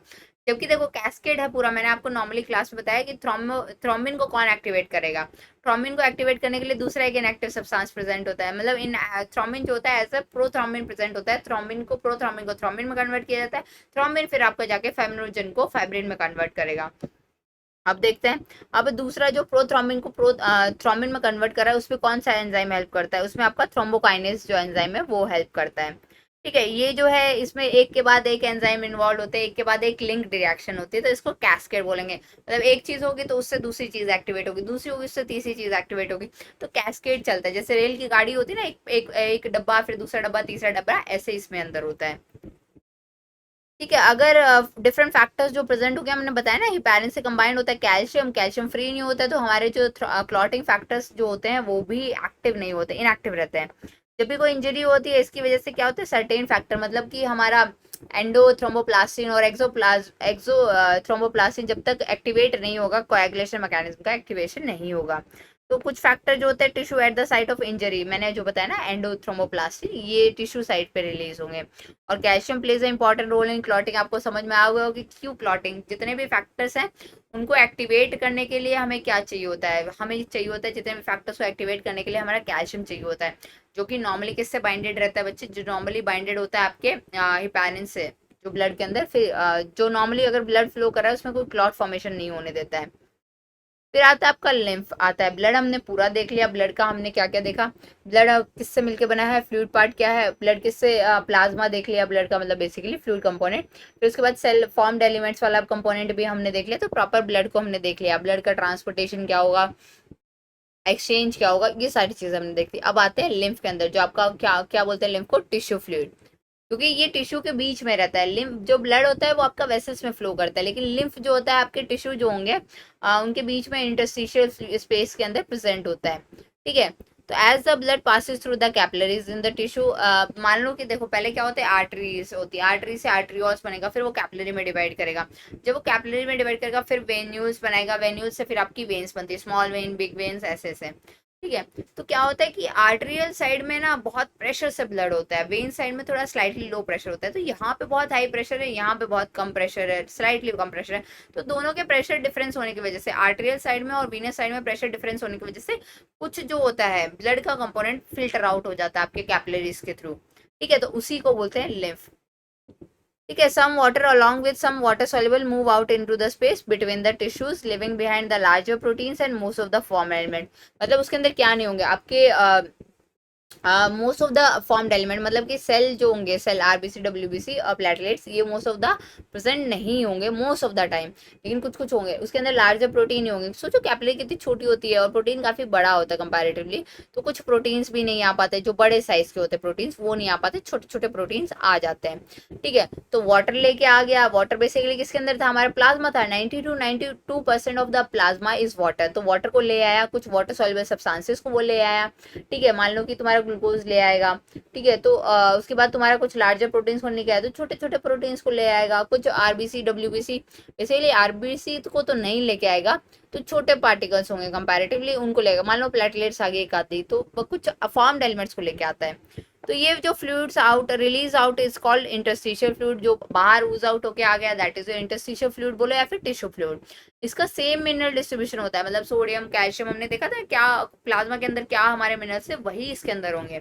ठीक है, एक्सचेंज ऑफ न्यूट्रिशन होना, गैसेस होना between the blood and cell always occur through this fluid. ठीक है, ऑलवेज जो मान लो कि ये तुम्हारा ब्लड वेसल है, फिर यहाँ पे तुम्हारा इंटरस्टिशियल फ्लूइड है, उसके बाद तुम्हारा सेल है। तो अगर यहाँ से ब्लड के अंदर से लिम्फ में जाएगा, लिम्फ से तुम्हारे टिश्यू या सेल जो भी है उसको लेना है, फिर तुम्हारे टिश्यू से वेस्ट मटेरियल आएगा तुम्हारे लिम्फ के अंदर, और लिम्फ से तुम्हारा कैपिलरीज के। तो एक्सचेंज होगा न्यूट्रिशन और गैसेस का, हमेशा जो मीडिएटर होगा आपके ब्लड और इसके बीच में, आपके टिश्यू के बीच में, वो आपका लिम्फ होगा, that is your interstitial fluid या फिर आपका टिश्यू फ्लूइड। फिर जो ये जो होता है एक नेटवर्क है, जैसे हमारा ब्लड जो है वेसल्स में फ्लो करता है, वैसे ही जो हमारा लिम्फ है that also flow through the vessels. कौन सी वेसल्स होती है? लिम्फेटिक वेसल्स बोलते हैं। और इसका प्रॉपर एक ड्रेनेज सिस्टम है जिसको बोलेंगे लिम्फेटिक सिस्टम, जो कि क्या करता है, इस फ्लूइड को कलेक्ट करता है और आपका वेन्स के अंदर जाके डिफ्यूज कर, मतलब ड्रेन कर देता है। मैंने आपको फोटो दिखाई है प्रॉपर कैसे डिफ्यूजन होता है। ग्रीन कलर का अपना लिम्फ वेसल्स थी, उसके अंदर आपको देखना है। फिर उसके बाद ब्लड जो होता है लिम्फेटिक सिस्टम में, उसको लिम्फ बोलेंगे। लिम्फ क्या होता है बच्चे? कलरलेस फ्लूइड होता है, क्योंकि इसके अंदर आरबीसी नहीं है ना, आरबीसी होता तो रेड कलर आ जाता। ठीक है, तो इसके अंदर क्या होते हैं, इसके अंदर क्या होंगे बच्चे? उसने बोला कि most of the formed elements नहीं होते हैं। ठीक है, तो कौन सा होता है? तो लिम्फोसाइट्स आपके इसके अंदर प्रेजेंट होंगे, जो कि रिस्पॉन्सिबल किसके लिए होंगे? इम्यून रिस्पॉन्स के लिए होंगे। जो लिम्फ जो होता है वो इंपॉर्टेंट कैरियर है न्यूट्रिशन और हार्मोन का। भी तो बताया ना कि आपका मीडिएटर की तरह अगर कोई काम करेगा ब्लड और टिश्यू के बीच में, that will be your lymph. तो उसके अंदर न्यूट्रिशन और हार्मोन तो होने ही है। फैट भी इसी के थ्रू यूज किया जाता है, याद करो। डाइजेस्टिव सिस्टम के अंदर, बिलाई के अंदर बीच में लिम्फ वेसल, जिसको बोले लैक्टिया, प्रेजेंट इन द इंटरस्टिशियल। उसके साइड में आपको ऐसे याद होगा, बीच में मैं पेंसिल डाल रही हूँ, ये आपकी लैक्टियल लिम्फ वेसल थी, और इसके साइड में ऐसे कैपिलरीज और वेन्स। एक मिनट।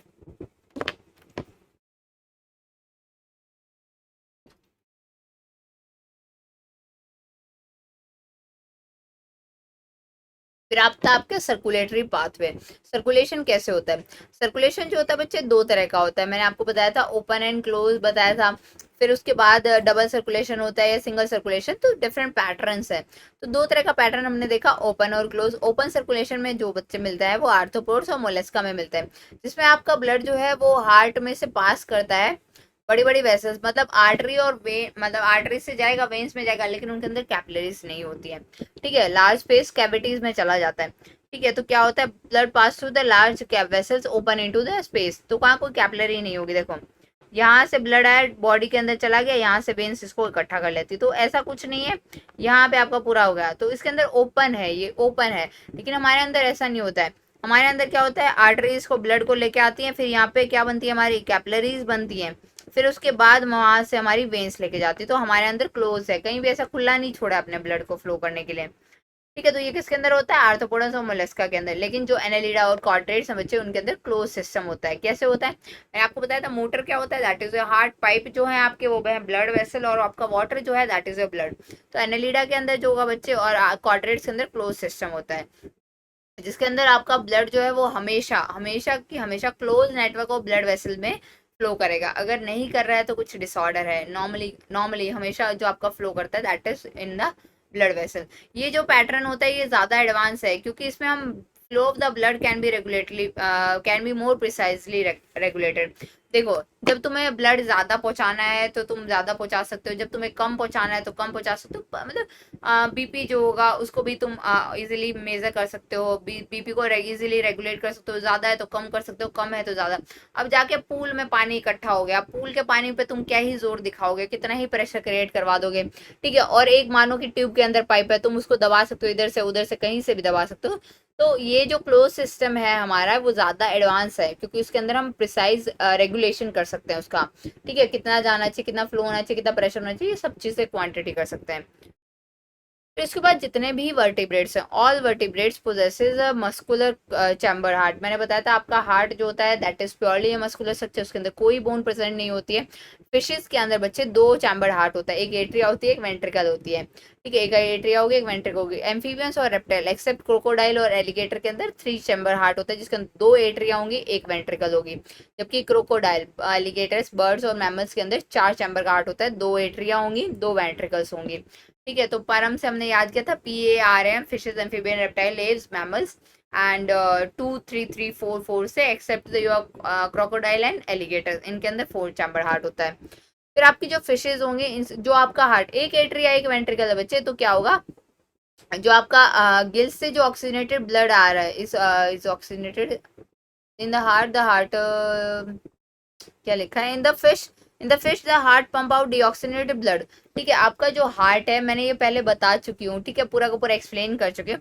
आपका जो हार्ट है वो डीऑक्सीनेटेड ब्लड लेके आएगा, पूरी बॉडी से डीऑक्सीनेटेड ब्लड कलेक्ट करेगा, फिर उसको गिल्स में भेजेगा कि भैया प्योरीफाई करो, ऑक्सीजनेटेड करो बेसिकली, फिर हमें वापस डीऑक्सीनेटेड ब्लड दे देगा। तो एक एट्रिया एक वेंट्रिकल, डबल सर्कुलेशन नहीं है, सिंगल सर्कुलेशन है। तो इसकी वजह से हमारी जो फिशेज होती हैं उनके अंदर डीऑक्सीनेटेड ब्लड होता है हार्ट के अंदर।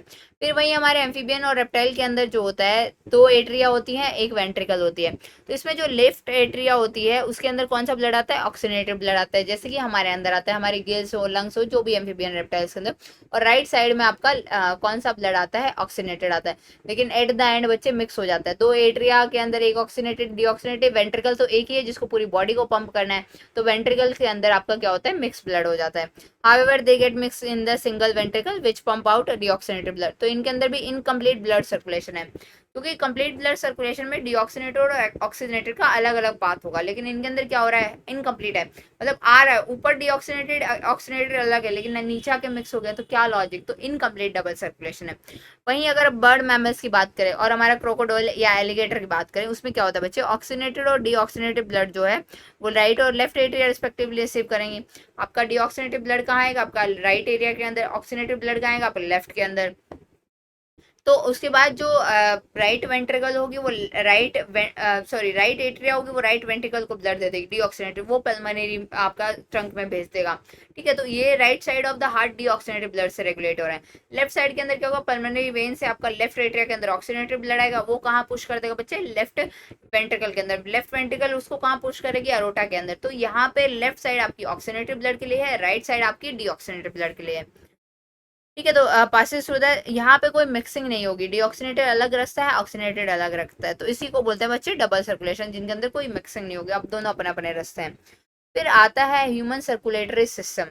उसके अंदर होता क्या क्या है, इतनी देर से बोल रहे हो कि है वेसल्स हैं, हार्ट है, होता क्या है प्रॉपर्ली। तो ह्यूमन सर्कुलेटरी सिस्टम, जिसको कि बोलते हैं blood vascular system also known है, जैसे चुन्नू मुन्नू वाले नाम, इसके भी दो नाम हैं। इसके अंदर एक मस्कुलर हार्ट होता है, कुछ ब्रांच क्लोज वेसल्स होती हैं और ब्लड होता है जो कि इसके अंदर सर्कुलेट करता है। ह्यूमन सर्कुलेटर के तीन ही पार्ट है, क्या आपका हार्ट होगा, आपकी ब्लड होगा, आपका ब्लड वेसल होगा, इन तीनों का ही रेगुलेशन होगा। तो हार्ट जो होता है बेसिकली मेसोडर्मल इन अराइवल है। मेसोडर्मल जैसे तीन लेयर्स होती हैं, एंडोडर्म, मेसोडर्म और एक्टोडर्म। तो आपका हार्ट जो है वो मेसोडर्मल जो मिड लेयर से फॉर्म होता है, एक्सेप्ट एक ही चीज जो होती है हार्ट की, वो एंडोडर्मल इन ऑरिजिन होती है, दैट इज योर एंडोकार्डियम। सिर्फ वो ऐसी है सिंपल स्क्वामस से बनी होगी जो कि एंडोकार्डियल इन ऑरिजिन होगी। ठीक है, it is situated in the thoracic cavity. हमारी थोरेसिक कैविटी आपको पता है, एब्डोमिनल कैविटी आपको पता है। ठीक है, तो ये जो हार्ट होता है that is present in your thoracic cavity. ठीक है, तो आपको बताना है इसके अंदर in which the two lungs slightly tilts toward the left. दो लंग्स में जो लेफ्ट वाली होती है उसके अंदर कार्डियक नॉच होती है, इज सिचुएटेड। तो दो लंग, हमारी लेफ्ट लंग के अंदर कार्डियक नॉच होगी, वहां पे हमारा हार्ट होगा slightly tilt toward the left. मैंने आपको कल दिखाया था जहाँ पे एपेक्स बीट फील करेंगे। साइज क्या होता है, क्लेंच फेस, जो मुट्ठी बंद होती है आपकी, ऐसी कुछ मुट्ठी बंद अगर आप करते हो, तो ये मेरे हार्ट का साइज है, क्योंकि ये मेरी साइज है क्लेंच फेस का। ठीक है, उसके बाहर डबल में लेयर मेम्ब्रेन होती है, एक विसरल पेरिकार्डियम जो हमने पढ़ा था, विसरल और पैराइटल दोनों के बीच में पैराइटल फ्लूइड होता है, तो वही ये चीजें लिखे हैं। It is protected by the double membranous structure pericardium. Pericardium के दो पार्ट, एक फाइब्रस लेयर होगी और एक आपकी विसरल लेयर होगी, सिरस लेयर, फाइब्रस एंड सिरस। सिरस में भी दो चीजें होती हैं, आपकी विसरल और पैराइटल। ठीक है, इनक्लोज, जिसके अंदर क्या होगा, पेरिकार्डियल फ्लूइड होगा। अपने हार्ट के अंदर कितने चैम्बर होंगे, चार चैम्बर्स होंगे बेसिकली, दो छोटे चैम्बर्स होंगे ऊपर वाले एट्रिया, और दो बड़े चैम्बर्स होंगे नीचे वाले वेंट्रिकल्स। अब जो होता है thin muscular wall called the interatrial septa. देखो बाहर से अगर हम देखेंगे, तो मैंने आपको अपनी बॉटल दिखाई थी, बाहर से अगर हम देखेंगे तो क्या आता है, कोरोनरी सल्कस आता है, ये जो डिवीजन आता है एट्रिया और वेंट्रिकल बीच में। लेकिन अंदर हम देखेंगे तो हमारी एट्रिया और वेंट्रिकल को जो डिवाइड करता है बच्चे, दो एट्रिया को डिवाइड कर रहा होगा, that will be your interatrial septum. Right और लेफ्ट एट्रिया को डिवाइड करेगा। वहीं पे थिक वॉल, क्योंकि हमारी जो वेंट्रिकल की वॉल होती है वो काफी थिक होती है, तो उनको डिवाइड करने वाली चीज भी काफी थिक होनी चाहिए। ठीक है, इंटरवेंट्रिकुलर सेप्टम होगा जो कि लेफ्ट और राइट वेंट्रिकल को सेपरेट करेगा। फिर एट्रिया और वेंट्रिकल भी दोनों एक तरफ की, राइट साइड की और लेफ्ट साइड की, राइट वाली भी अलग होती है ना दोनों के बीच में। तो जो सेपरेशन होता है बच्चे, वहां किसकी वजह से सेपरेशन होता है, थिक फाइब्रस टिश्यू, जिसको बोलते हैं एट्रियो वेंट्रिकुलर सेप्टम। ठीक है, जो सेप्टा होता है इसके अंदर ओपनिंग भी होती है, जिसको क्या बोलेंगे, दोनों चैम्बर के हार्ट, मतलब कि राइट एट्रिया को राइट वेंट्रिकल से कनेक्ट करने के लिए ओपनिंग जो होगी वो आपके सेप्टा के अंदर प्रेजेंट होगी, और लेफ्ट एट्रिया को लेफ्ट वेंट्रिकल से कनेक्ट करने की जो ओपनिंग होगी वो आपके लेफ्ट सेप्टा के अंदर प्रेजेंट होगी। ये जो ओपनिंग होंगी राइट वेंट्रिकल, ये जो गार्ड होंगी, वाल्व हमने बताया था, वाल्व के दो ही काम है, एक काम ये है कि उसको यूनिडायरेक्शनल फ्लो करवाना है, दूसरा उसके क्लोजर की वजह से हमें साउंड प्रोडक्शन होता है।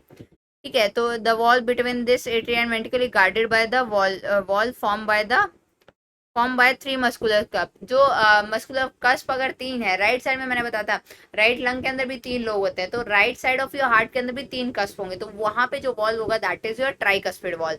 और लेफ्ट साइड के अंदर हार्ट के लेफ्ट लंग के अंदर आपके दो लोग होते हैं, तो लेफ्ट साइड के अंदर आपके हार्ट के अंदर भी आपके कितने कस्प होंगे, दो कस्प होंगे, that is your bicuspid valve बोलो या उसको मिट्रल वॉल बोलो। ये ओपनिंग गाइड करेगा बिटवीन द लेफ्ट। तो ओपनिंग अगर राइट और लेफ्ट वेंट्रिकल की, जो देखो ये वाला डायग्राम देखो बच्चे, पहले पढ़ लेते हैं। पल्मोनरी वॉन में होती है, जो राइट वेंट्रिकल होती है वो पल्मोनरी आर्टरी के अंदर ओपन होती है, और जो आपकी लेफ्ट वेंट्रिकल होती है वो अरोटा के अंदर ओपन करती है, और इन दोनों के अंदर भी आपके वॉल प्रेजेंट होते हैं। सिर्फ आपकी पल्मोनरी वेन ऐसी है जिसके अंदर कोई वॉल प्रेजेंट नहीं होता है, अदरवाइज जितनी भी आर्टरी वेन वेसल्स हैं उनके अंदर सबके अंदर आपके वॉल प्रेजेंट होते हैं। तो जो वॉल्व है हार्ट के वो क्या करते हैं बच्चे, सिर्फ यूनिट डायरेक्शन फ्लो अलाउ करते हैं, that is from atria to ventricle, उसके बाद ventricle to the pulmonary artery and aorta. ऐसा नहीं कि बैक फ्लो होता है, तो ये कोई बैक फ्लो को प्रिवेंट करते हैं। अब मैं आपको डायग्राम दिखा देती हूँ। तो आपकी ये रही आपकी इंफीरियर के वेना कावा, ये है आपकी superior vena cava, superior vena cava से ब्लड आ रहा है ऊपर से, इंफीरियर कावा से नीचे वाली बॉडी से ब्लड आ रहा है। ठीक है, तो ये आपकी राइट एट्रिया है, राइट एरिया से ये देख लो तीन कस्प निकल रहा है, एक दो तीन, तो ये क्या है, ट्राइकस्पिड वॉल्व है आपका। ठीक है, तो यहाँ से तीन कस्प, ये कॉर्डा टेंडाइनाई बोलते हैं इन मसल्स को।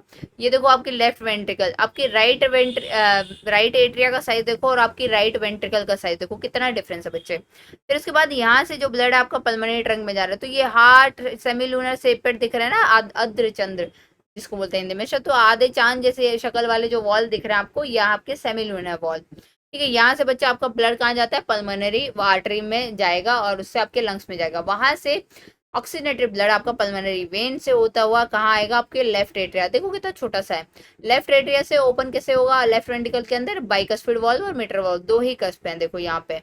ठीक है, और फिर आपकी वॉल देखो इसकी कितनी थिक है, और ये जो हार्ट है ना ऐसे सीधा नहीं है, देखो ऐसे सीधा नहीं है, ये आपका ऐसे टिल्ड है, तो लेफ्ट के अंदर आपका हार्ट जो होता है that will B tilde toward the left. ठीक है, ये जो दोनों को सेपरेट करता है, दोनों को सेपरेट यहाँ जो करेगा that will be your inter atrial septa. दो वेंट्रिकल्स को सेपरेट करेगा that will be your inter ventricular septa. Thickness देखो इसकी कितना मोटा है ये, और तुम्हारी वेंट्रिकल्स की थिकनेस देखो और तुम्हारी एट्रिया की थिकनेस देखो, तो काफी मोटी है वेंट्रिकल्स की muscular wall as compare to this. फिर आता है तुम्हारा कंडक्टिंग सिस्टम। राइट एट्रिया के राइट अपर कॉर्नर के अंदर साइनो एट्रियल नोड होता है, एस नोड, वहां से निकलता है इंटरनोडल फाइबर जो कि कहाँ जाएंगे, एवी नोड के अंदर, एट्रियोवेंट्रिकुलर नोड के अंदर। वहां से आपका निकलता है bundle of wisp. Bundle of wisp किस में पार्ट डिवाइड करेगा, राइट बंडल ब्रांच में, लेफ्ट बंडल ब्रांच में। उसमें फिर फर्दर डिविजन होते हैं बच्चे, उनको बोलते हैं प्रोकेंजर फाइबर जो कि फास्टेस्ट कंडक्शन करते हैं। तो ये आपका एक ओवरव्यू हो गया डायग्राम का। ठीक है, एक मिनट, अभी तो काफी कुछ बचा है। ठीक है, ये एक और खत्म करती हूँ, बाकी मैं आपको बाद में पढ़ाऊंगी आज। ठीक है, इतने शायद नहीं, चलो अभी खत्म कर देती हूँ सारा का सारा।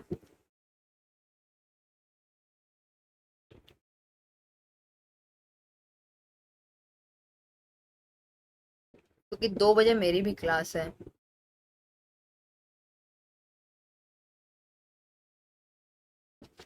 ठीक है,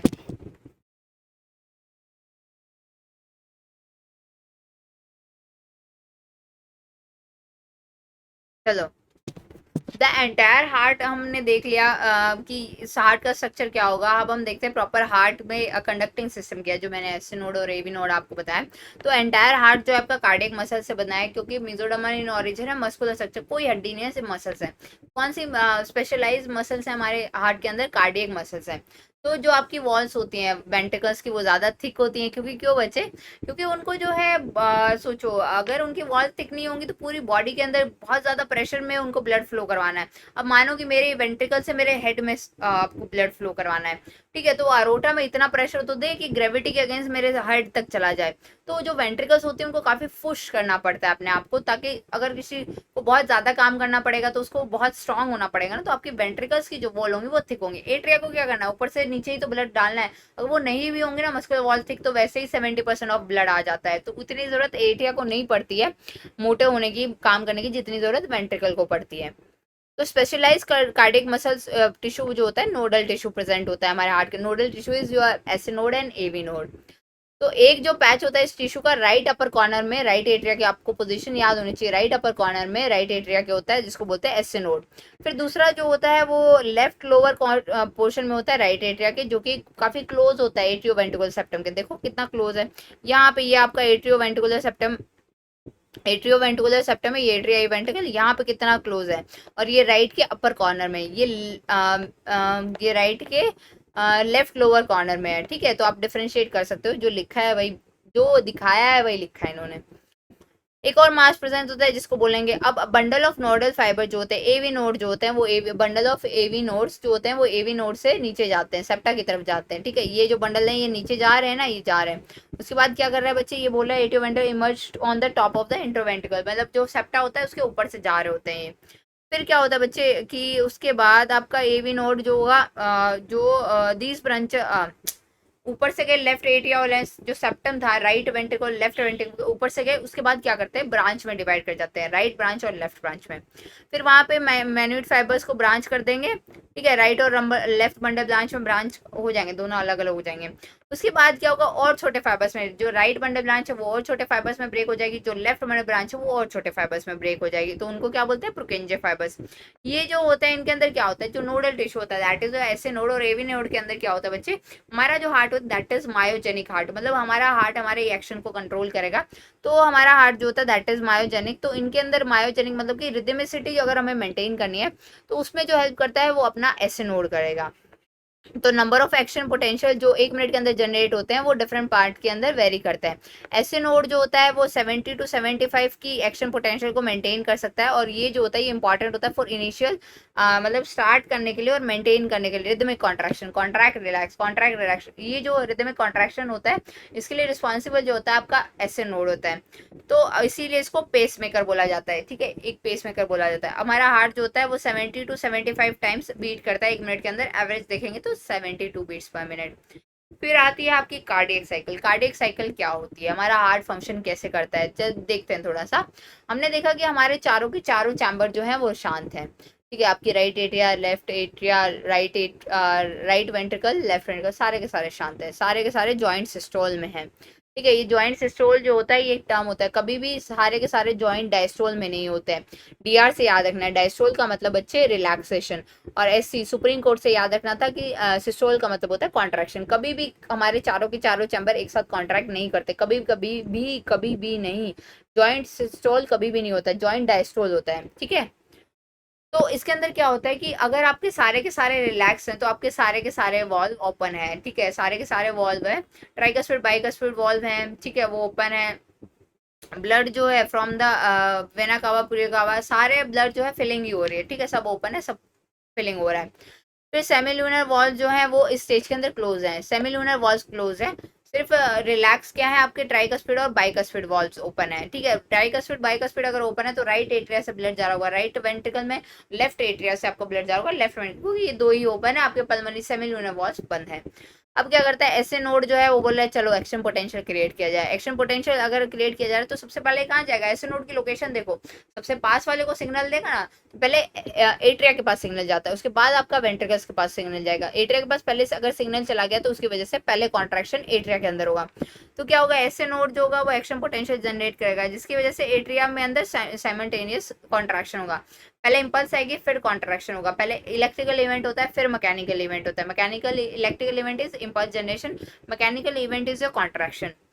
इसकी वजह से क्या होगा, ब्लड जो साइमल्टेनियस कॉन्ट्रैक्शन, मान लो जो ऐसे ही ब्लड खुला, जो ये मान लो दोनों हार्ट है तुम्हारे, जो राइट वेंट्रिकल था ऐसे ही कॉन्ट्रैक्ट खुला था आपका, ये जो मैं मान ले रही हूँ ये जो है मैंने बनाया है ये आपका वॉल्व है, ये जो वॉल्व है मैंने माना था सारे के सारे चैम्बर रिलैक्स हैं। ठीक है, ये तो ब्लड आ रहा था, ब्लड आ रहा था कुछ नहीं। ठीक है, 70% ब्लड जो है आपके वेंट्रिकल में आ गया। अब क्या होगा बच्चे, ये वॉल्व है ना, ये जो एट्रिया ये कॉन्ट्रैक्ट करेगा और जोर देगा, तो बाकी जो 30% ऑफ ब्लड है वो भी आपका एट्रिया वेंट्रिकल एट्रिया से वेंट्रिकल में आ जाएगा और ज्यादा फिल हो जाएगा। तो ये बोला ऐसे नोड ने जनरेट किया तो सिस्टोल आया। इसकी वजह से क्या होगा, 30% जो 70% नॉर्मली ग्रेविटी की वजह से बच्चे नीचे आ जाता है, ठीक है। लेकिन जो 70% अगर जो बच गया बच्चे, वो जो आता है वो एटिया के कॉन्ट्रैक्शन की वजह से आता है। फिर क्या होता है, एक्सटर्नल पोटेंशियल जो होता है आपका वेंट्रिकुलर साइड चला जाता है। मान लो एट्रिया रिलैक्स्ड था, ब्लड फिल किया, अब ये जो होगा ये कॉन्ट्रैक्ट हो गया। अब कॉन्ट्रैक्ट हो गया तो ये ढीला हो जाएगा, ठीक है, ये हो जाएगा। अब क्या होगा, वेंट्रिकल आपका कॉन्ट्रैक्ट करने लग जाएगा, यहाँ का प्रेशर बढ़ गया तो आपका वॉल्व क्लोज हो जाएगा, ठीक है। एट्रिया से वेंट्रिकल में कोई ब्लड नहीं आएगा, यहाँ का प्रेशर बढ़ता जाएगा। तो इसके बाद इतना बढ़ जाएगा कि जो तुम्हारे पल्मोनरी ट्रंक वाला है उसके जो सेमिलुनर वॉल्स है उनको ओपन कर देगा। तो ये बोला एक्शन पोटेंशियल कंडक्ट होगा वेंट्रिकुलर एवी नोड से, कहाँ से भी, तो where the bundle of is transmit through the vascular. अब तुम्हारा जो है कहाँ आ गया, वेंट्रिकुलर मस्कुलेचर में आ गया, एवी नोड के ऐसे नोड से एवी नोड में आ गया, एवी नोड से आपके राइट बंडल ब्रांच से इसके अंदर आ गया, वेंट्रिकल्स के अंदर। इसकी वजह से वेंट्रिकुलर मसल का कॉन्ट्रैक्शन होगा, ठीक है। तो अगर इम्पल्स आ गया तो बच्चे इम्पल्स आ गया तो कॉन्ट्रैक्शन भी होगा। तो क्या होगा, एट्रिया के अंदर रिलैक्सेशन हो जाएगा और उसके अंदर वेंट्रिकल के अंदर कॉन्ट्रैक्शन हो जाएगा। तो अगर वेंट्रिकुलर सिस्टोल आ गया, इसकी वजह से क्या होगा, वेंट्रिकुलर अगर कोई भी चीज कॉन्ट्रैक्ट करेगी तो प्रेशर बढ़ेगा ना अंदर।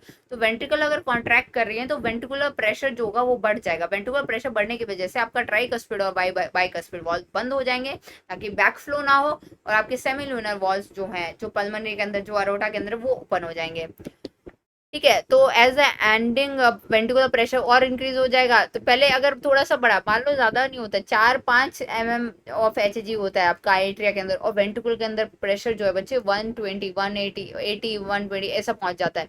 तो 10-12 भी होता है ना, तभी तुम्हारे वॉल्स ऊपर वाले बंद हो जाते हैं। लेकिन जब प्रेशर और ज्यादा बढ़ जाता है, 80 के अराउंड पहुंच जाता है, तो क्या होता है, तुम्हारा सेमिलुनर वॉल जो है वो पल्मोनरी वॉल वाले और अरोटा वाले दोनों के दोनों फोर्स ओपन होते, धक्का मार के। मतलब सोचो ना, अगर दरवाजा नहीं खोल रहा हो, बाहर से कंटिन्यूसली पानी पानी आया जा रहा है, तो एक एंड ऐसा आएगा कि दरवाजे खुल जाते हैं, दरवाजे टूट जाएंगे, ऐसा टूटेंगे तो नहीं इसके अंदर, ठीक है। तो एट्रिया और पल्मोनरी वॉल के ओपन हो जाएंगे, जिसकी वजह से आपका वेंट्रिकल के अंदर फिलिंग, जो वेंट्रिकल के अंदर जो ब्लड फिल था वो डिफरेंट वेसल्स के अंदर चला जाएगा, मतलब आपकी पल्मोनरी और अरोटा के अंदर चला जाएगा।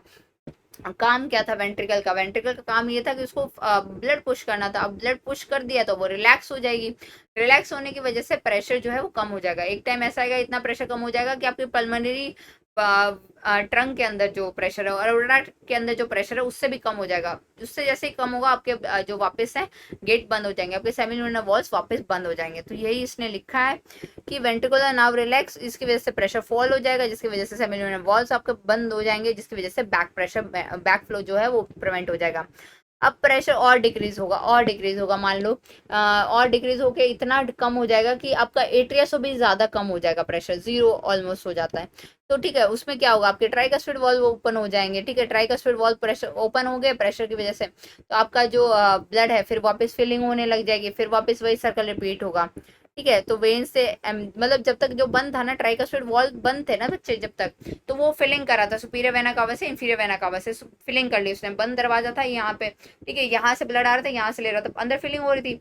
जैसे एट्रिया को कॉन्ट्रैक्शन, एट्रिया का रिलैक्सेशन है ना, इतना कम हो गया कि आपके क्या हो गया, आपका एट्रिया को कॉन्ट्रैक्शन की वजह से देखो यहाँ पे आपकी वेंट्रिकल रिलैक्स करी थी, पूरा ब्लड उन्होंने पंप कर दिया बाहर की तरफ, ठीक है। अब वो रिलैक्स करें, रिलैक्स कर रही है, रिलैक्स करें, इतना रिलैक्स करके कि इसके एट्रिया के प्रेशर से उनका प्रेशर कम हो गया। तो क्या करेगा, ऑल ऑफ सडन आपके ट्राइकस्पिड वॉल्व ओपन हो जाएंगे। ट्राइकस्पिड जैसे ही ओपन होंगे तो 70% ब्लड जो है वो वेंट्रिकल के अंदर फिल हो जाएगा। फिर क्या होगा, एट्रिया कॉन्ट्रैक्ट करेगी, 30% को भी फिल कर देगी, ठीक। फिर क्या होगा, आपकी वेंट्रिकल जो कॉन्ट्रैक्ट करना शुरू कर देंगे, इतना कॉन्ट्रैक्ट करेंगी कि इसका प्रेशर जो डिफरेंस आ जाएगा, तो आपका वॉल्व जो है क्लोज हो जाएगा। फिर क्या होगा, इतना कॉन्ट्रैक्ट करेंगे कि आपका जो पल्मोनरी ट्रंक वाला जो प्रेशर वो उससे ज्यादा हो जाएगा, तो आपका ब्लड जो है वो पंप कर देंगे किसके अंदर, अरोटा के अंदर, पल्मोनरी ट्रंक के अंदर, ठीक है। Ventricle aorta again joint diastole में चली जाएंगे, फिर ऐसे नोड आपका इंपल्स क्रिएट करेगा, फिर वही सीक्वेंस होंगे, तो इसी को बोलते हैं साइकिल। तो ये जो इवेंट हुए, रिपीट हुए, इसको बोलेंगे कार्डियक साइकिल। मतलब कि आपका कॉन्ट्रैक्शन होना, फिर रिलैक्सेशन, फिर कॉन्ट्रैक्शन, ये जो एक साइकिल, एक सिस्टोल और एक डायस्टोल का अरोटा और वेंट्रिकल के, इसको बोलेंगे बच्चे आपका कार्डियक साइकिल। एक बार में दिल जो है आपका 72 टाइम धड़कता है, तो 72 टाइम्स आपकी कार्डियक साइकिल होती है 1 मिनट के अंदर। ठीक है, जो ड्यूरेशन जो है जो कार्डियक साइकिल की 0.8 सेकेंड होगी हर बार के अंदर। मैंने बताया ना अरोटा के अंदर पंप कर देगा, आपका पल्मोनरी वेन के अंदर पंप कर देगा। तो एक बार में कितना ब्लड पंप करता है बच्चे? 70 ml करता है। तो उसी को बोलते हैं स्ट्रोक वॉल्यूम। अगर स्ट्रोक वॉल्यूम को आपकी हार्ट रेट से मल्टीप्लाई कर देंगे तो बच्चा आपका कार्डियक आउटपुट आ जाएगा। कार्डियक आउटपुट का मतलब 1 मिनट के अंदर कितना ब्लड हमारा बाहर पंप हो रहा है हमारे हार्ट से। तो अगर कार्डियक आउटपुट की डेफिनेशन देखेंगे तो volume of the blood pump by each ventricle, हर एक वेंट्रिकल, मतलब कि राइट वेंट्रिकल है लेफ्ट वेंट्रिकल है। ठीक है, इसका वॉल्यूम जो होता है पर मिनट एक बार में कितना भेज रहा है बच्चे? 70 ml। तो 0.1 मिनट के अंदर कितनी बार बीट करता है? 72 टाइम। तो 500 ml अराउंड आपका एक बार में 1 मिनट के अंदर आपका ब्लड जो है वो पंप करेगा। ठीक है, ये जो बॉडी की अगर रिक्वायरमेंट के अकॉर्डिंग जो हमारा स्ट्रोक वॉल्यूम एक बार में कितना ब्लड अगर पंप कर रहा है वो चेंज हो सकता है। और हमारा हार्ट कितनी बार बीट कर रहा है वो चेंज हो सकता है। मान लो तुम नर्वस हो, तुम्हारी हार्ट बीट ज्यादा होगी, मान लो तुमने एक्सरसाइज की तो तुम्हारी हार्ट बीट ज्यादा होगी। तो इसी के अकॉर्डिंग आपका जो कार्डियक आउटपुट होता है वो वेरी करता है। ठीक है, मान लो कोई एथलीट है तो वो बहुत ज्यादा एक्सरसाइज करता है तो ठीक है उसका कार्डियक आउटपुट है ना ऐसा कुछ एडजस्ट हो जाता है, उसका काफी ज्यादा हो जाता है क्योंकि ज्यादा उसको ऑक्सीजन चाहिए ना, एक्सरसाइज उसको करनी है। मान लो एक लेथार्जिक आदमी सारा दिन बस बैठना है तो उसको ऑक्सीजन इतनी डिमांड नहीं होती, उसको बस बैठ के हाथ पैर ही तो घुमाने हैं। लेकिन एक एथलीट है उसको फील्ड के अंदर जाना है, उसको स्वेटिंग हो रहा है। ठीक है, तो ये सब चीजों के अंदर बहुत ज्यादा ऑक्सीजन की एक्सरसाइज करनी है तो ऑक्सीजन की रिक्वायरमेंट होती है, तो उसका कार्डियक आउटपुट ज्यादा होना चाहिए। तो उस केस के अंदर इन्होंने दिया हुआ है हर एक कार्डियक साइकिल के अंदर दो प्रोमिनेंट साउंड होती है। कैसे आती है? मैंने बताया था वॉल्व के दो काम है, जब क्लोजर होगा वॉल्व का तो साउंड प्रोडक्शन होता है। ठीक है, तो आपको इजीली कैसे हेयर कर सकते हो? स्टेथोस्कोप मैंने आपको दिखाया था। पहली साउंड जो होती है दैट इज लब लब। पहली साउंड जो होती है वो किसकी वजह से आएगा? Tricuspid valve. मैंने आपको बताया ना पहले एट्रिया कॉन्ट्रैक्ट करेगा, एट्रिया कॉन्ट्रैक्ट करेगा, फिर वेंट्रिकल आपका कॉन्ट्रैक्ट करना शुरू कर देगा। वेंट्रिकल का जब प्रेशर ज्यादा हो जाएगा तो क्या होगा? आपका ट्राइकस्पिड वॉल्व जो है वो बंद हो जाएगा। तो पहली साउंड जो आती है वो ट्राइकस्पिड और बाइकस्पिड वॉल्व के क्लोजर की वजह से आती है। दूसरी साउंड जो होती है डब डब डब, वो आती है आपकी किसकी वजह से? सेमिलुनर वॉल्व्स की वजह से। ये जो होती है बहुत सिग्निफिकेंट होती है डायग्नोस्टिक, मतलब अगर कोई पेशेंट वगैरह की लब डब इधर उधर हो रखी है तो हमें पता चल जाता है कि बच्चे को हार्ट हार्ट का कुछ इशू है, किसी को भी हार्ट का कोई इशू है। तो ये साउंड बहुत इंपॉर्टेंट होती है। फिर आते हैं ईसीजी।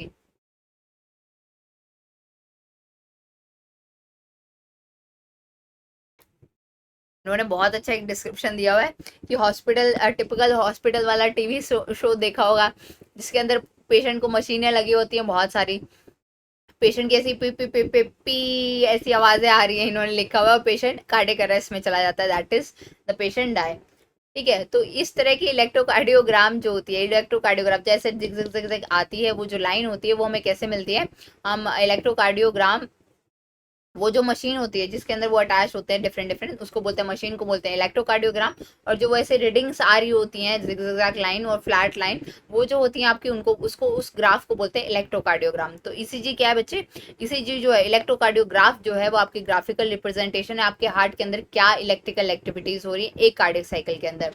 तो कार्डियो इलेक्ट्रिकल एक्टिविटीज का मतलब बच्चे वही इम्पल्स कौन कौन सी आ रही है, पी वेव आ रही है, कौन सी आ रही है, कॉन्ट्रैक्शन की आ रही है, रिलैक्सेशन की, क्या क्या इम्पल्स हो रही है। तो वही ईसीजी जो होता है वो ग्राफिकली हम ग्राफ के ऊपर रिप्रेजेंट करते हैं कि अब कॉन्ट्रैक्शन हो रहा है, अब रिलैक्सेशन हो रहा है, अब फिर वापस डिपोलराइजेशन डिपोलराइजेशन। तो ये इलेक्ट्रिकल रिप्रेजेंटेशन है। ठीक है, तो ये पी वेव है, फिर क्यू वेव है, आर वेव, ये आप ग्राफ के अंदर देखोगे। अगर ये लाइन अगर ऐसे स्ट्रेट हो जाती है इसका मतलब पेशेंट कार्डियक अरेस्ट में चला गया है, पेशेंट इज नो मोर, उसका दिल धड़कना बंद हो गया है। ठीक है, तो आप देखो कि अगर पेशेंट को 3 इलेक्ट्रोड अटैच की जाती है, आपने देखा होगा इधर उधर कहीं कहीं कहीं कुछ कुछ इलेक्ट्रोड अटैच की जाती हैं।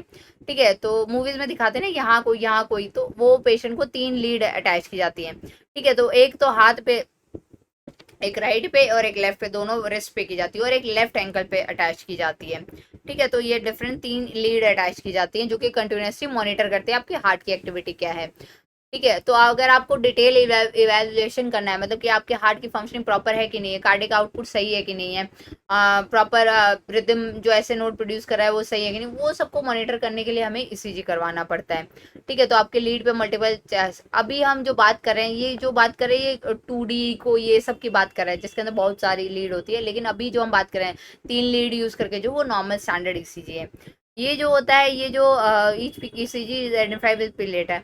ठीक है, ये जो पी अगर मान लो एक स्ट्रेट लाइन है तो वो नॉर्मल, ये जो स्ट्रेट लाइन है कुछ नहीं, मतलब ये जो स्ट्रेट लाइन होती है कुछ नहीं होता है, नॉर्मल ईसीजी ग्राफ है। ठीक है, लेकिन अगर इसके अंदर कुछ भी ऐसे इधर उधर आ रहा है तो ये जो होती है ये डिफरेंट वेव बन जाते हैं, पी क्यू आर एस। तो ये जो हो रहा है ये यही कह रहा है each peak in ECG is identify with the letter P to T, जो भी कुछ आता है उसको पी टू टी में रेफर करेंगे, जो कि एक स्पेसिफिक इलेक्ट्रिकल एक्टिविटी बताएगा हार्ट की कि किसका एट्रियल डिपोलराइजेशन हो रहा है, वेंट्रिकुलर डिपोलराइजेशन हो रहा है या आपका वेंट्रिकुलर डिपोलराइजेशन हो रहा है, तो ये डिफरेंट बताता है। तो आपका पी वेव जो होता है वो रिप्रेजेंट करता है एक्साइटेशन या डिपोलराइजेशन ऑफ एट्रिया की, जिसकी वजह से क्या होगा, कॉन्ट्रैक्शन होगा एट्रिया का।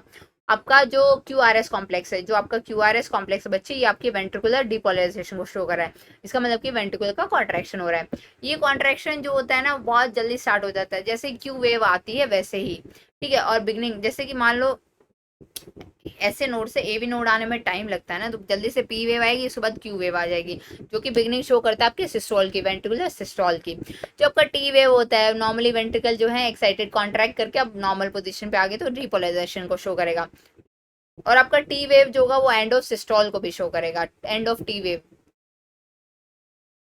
ठीक है, end of T wave systole को भी शो करेगा। Obviously bye counting the number of Q R S, जो कि जितने क्यू आर एस होंगे ना उतनी हमारी हार्ट बीट होंगी, ठीक है। ईसीजी के अंदर हमें पता चल सकता है कि मान लो अगर इस शेप, ये नॉर्मल शेप है, ठीक है, ईसीजी अगर इससे कुछ आगे पीछे उल्टा सीधा अगर कुछ हो तो हम प्रिडिक्ट कर सकते हैं कि पेशेंट को कुछ इशू है, या जो पर्सन हमें दिखाने आया है उसकी ईसीजी में कुछ नॉर्मल है, कुछ डिजीज है, कुछ अबनॉर्मलिटी है, तो इसलिए ईसीजी बहुत ज्यादा इंपॉर्टेंट है। फिर आता है डबल सर्कुलेशन। क्या होता है डबल सर्कुलेशन? क्या होता है बच्चे कि ब्लड वेसल के अंदर एक फिक्स रूट से आपका ब्लड फ्लो करता है। बोल जैसे मैंने बोला कि ब्लड आपका कहाँ जाएगा, राइट एट्रिया, राइट एट्रिया से राइट वेंट्रिकल, राइट वेंट्रिकल से पल्मनरी, पल्मनरी आर्टरी से पल्मनरी लंग्स में जाएगा, लंग्स में ऑक्सीजनेशन होके पल्मनरी वेन से लेफ्ट एट्रिया, लेफ्ट एट्रिया से लेफ्ट वेंट्रिकल, वहां से अरोटा, वहां से सिस्टमिक।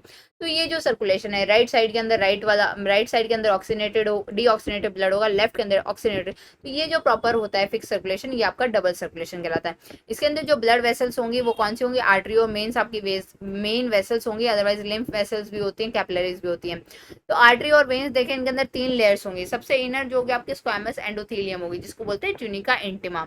मिडल लेयर के अंदर स्मूथ मसल्स होंगे, इलास्टिक फाइबर्स होंगे। देखो बच्चे, स्मूथ मसल अगर होंगी तो कॉन्ट्रैक्शन और रिलैक्सेशन हो पाएगा। तो मैंने बताया था ना कि प्रॉपरली मेंटेनेंस होगा, वो प्रॉपर जो मेंटेनेंस होता है ब्लड प्रेशर का, वो ब्लड ये कर पाएंगे। स्मूथ मसल कभी रिलैक्स होगी तो आपका ब्लड प्रेशर लो हो जाएगा, स्मूथ मसल कॉन्ट्रैक्ट कर गई तो आपका ब्लड प्रेशर हाई हो जाएगा। फिर आती है बीच वाली लेयर जिसको ट्यूनिका मीडिया बोलेंगे, जिसमें स्मूथ मसल और इलास्टिक फाइबर होंगे। फिर आपकी external fibrous connective tissue layer होगी, जिसके अंदर कोलेजन फाइबर्स होंगे, जिसको बोलेंगे ट्यूनिका एक्सटर्ना, ठीक है। सबसे पतली जो होती है, मतलब अगर हम ब्लड वेसल देखें, ये देखो हमारी जो ब्लड वेसल है ये आपकी क्या दिखा रहा है, वेन दिखा रहा है, और ये आपकी आर्टरी दिखा रहा है। तो इसका ग्रीन वाली लेयर देखो, आउटर लेयर तो ठीक है, दोनों की ऑलमोस्ट सेम है, इसकी ग्रीन वाली लेयर देखो कितनी मोटी है। तो जो आर्टरी के अंदर जो मिडल लेयर होगी वो काफी मोटी होगी, और जो वेन होगी इसके अंदर स्लाइटली थिन होगी आपकी मसल, ठीक है, आउटर लेयर। और यहाँ कैपिलरीज देखो, कैपिलरीज में सिर्फ इनर लेयर प्रेजेंट होगी, that is your tunica intima, सिर्फ स्क्वैमस एपिथेलियम प्रेजेंट होगा।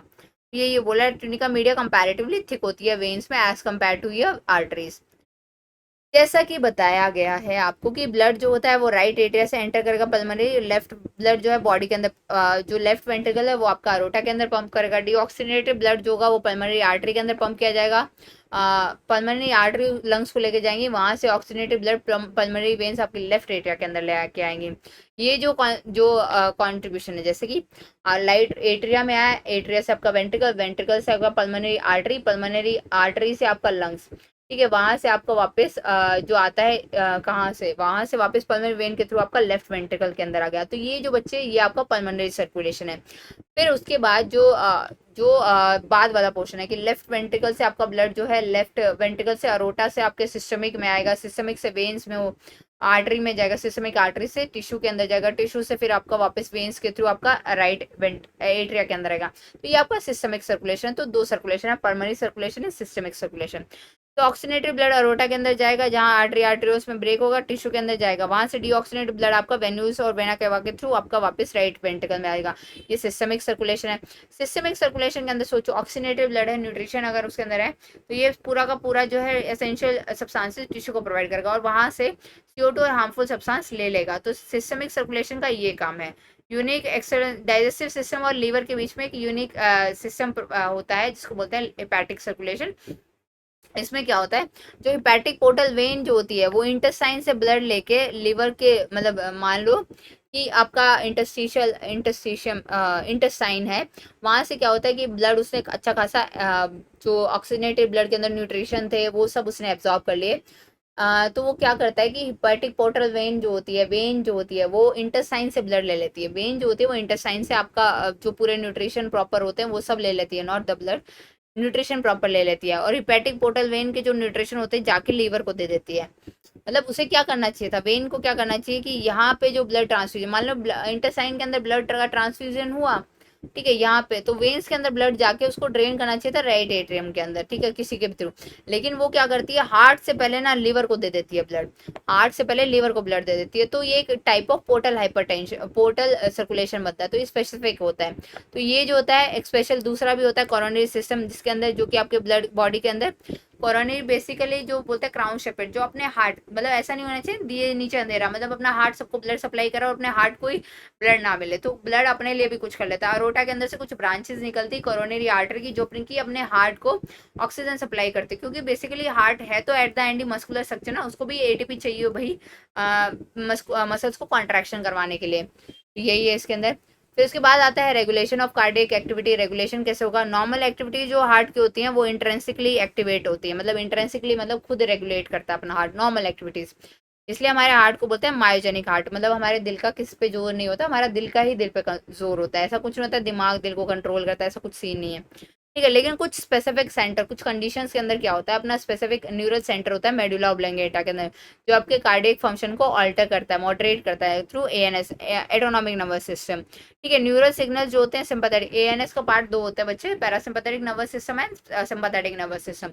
तो जो न्यूरल सिग्नल होते हैं सिंपैथेटिक सिस्टम के जो होते हैं, हमारा हार्ट जो है, ये याद कर सकते हो कि जो सिंपैथेटिक सिस्टम जो होता है उसकी काफी सिंपैथी होती है हमारे हार्ट के साथ, तो हार्ट रेट को बढ़ाता है। तो यही लिखा है कि सिंपैथेटिक नर्वस सिस्टम जो होगा वो increase the heart rate, strength of the vascular contraction. और अगर देखो हार्ट रेट इंक्रीज होगी, कॉन्ट्रैक्ट भी बहुत अच्छे से हो रही है, तो ज्यादा पुश करेगा, स्ट्रोक वॉल्यूम ज्यादा होगा, तो वही उसे at the end cardiac output है क्या बच्चे, heart rate into stroke volume, तो अपना कार्डिक आउटपुट भी बढ़ जाएगा। वहीं पे दूसरी तरफ देखें तो पैरासिम्पैथेटिक जो होता है, जो एएनएस का दूसरा पार्ट होता है, ये डिक्रीज करता है हार्ट रेट को, स्पीड ऑफ कंडक्शन को डिक्रीज करता है।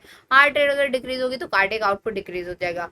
और कुछ एड्रेनल मेडुलरी हार्मोन्स होते हैं, एड्रेनलिन, जैसे कि आपका एड्रेनलिन और नॉन एड्रेनलिन, ये भी आपके कार्डिक आउटपुट को इंक्रीज करता है, ठीक है। एडेनिन मेडुलरी हार्मोन की बात करें, वो एडेनिन और नॉन एडेनिन की बात करें, एपिनेफ्रिन और नेफ्रिन की बात, एपिनेफ्रिन और नॉन एपिनेफ्रिन की बात करें, जो कि आपके कार्डियक आउटपुट को इंक्रीज करते हैं, ठीक है।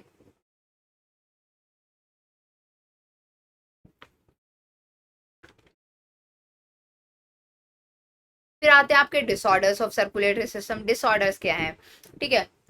तो पहला आता है हाई ब्लड प्रेशर। तो हाई ब्लड प्रेशर किसको बोलते हैं बच्चे, जब हमारा ब्लड जो है वो ब्लड वेसल्स के अंदर अगर फ्लो कर रहा है तो वो कुछ प्रेशर एक्सर्ट करता है वॉल्स के ऊपर, ठीक है, तो उसी को बोलते हैं बच्चे ब्लड प्रेशर। अब हाई ब्लड प्रेशर किसको बोलेंगे, नॉर्मली जो ब्लड प्रेशर होता है बच्चे वो होता है 120/80 mm of Hg।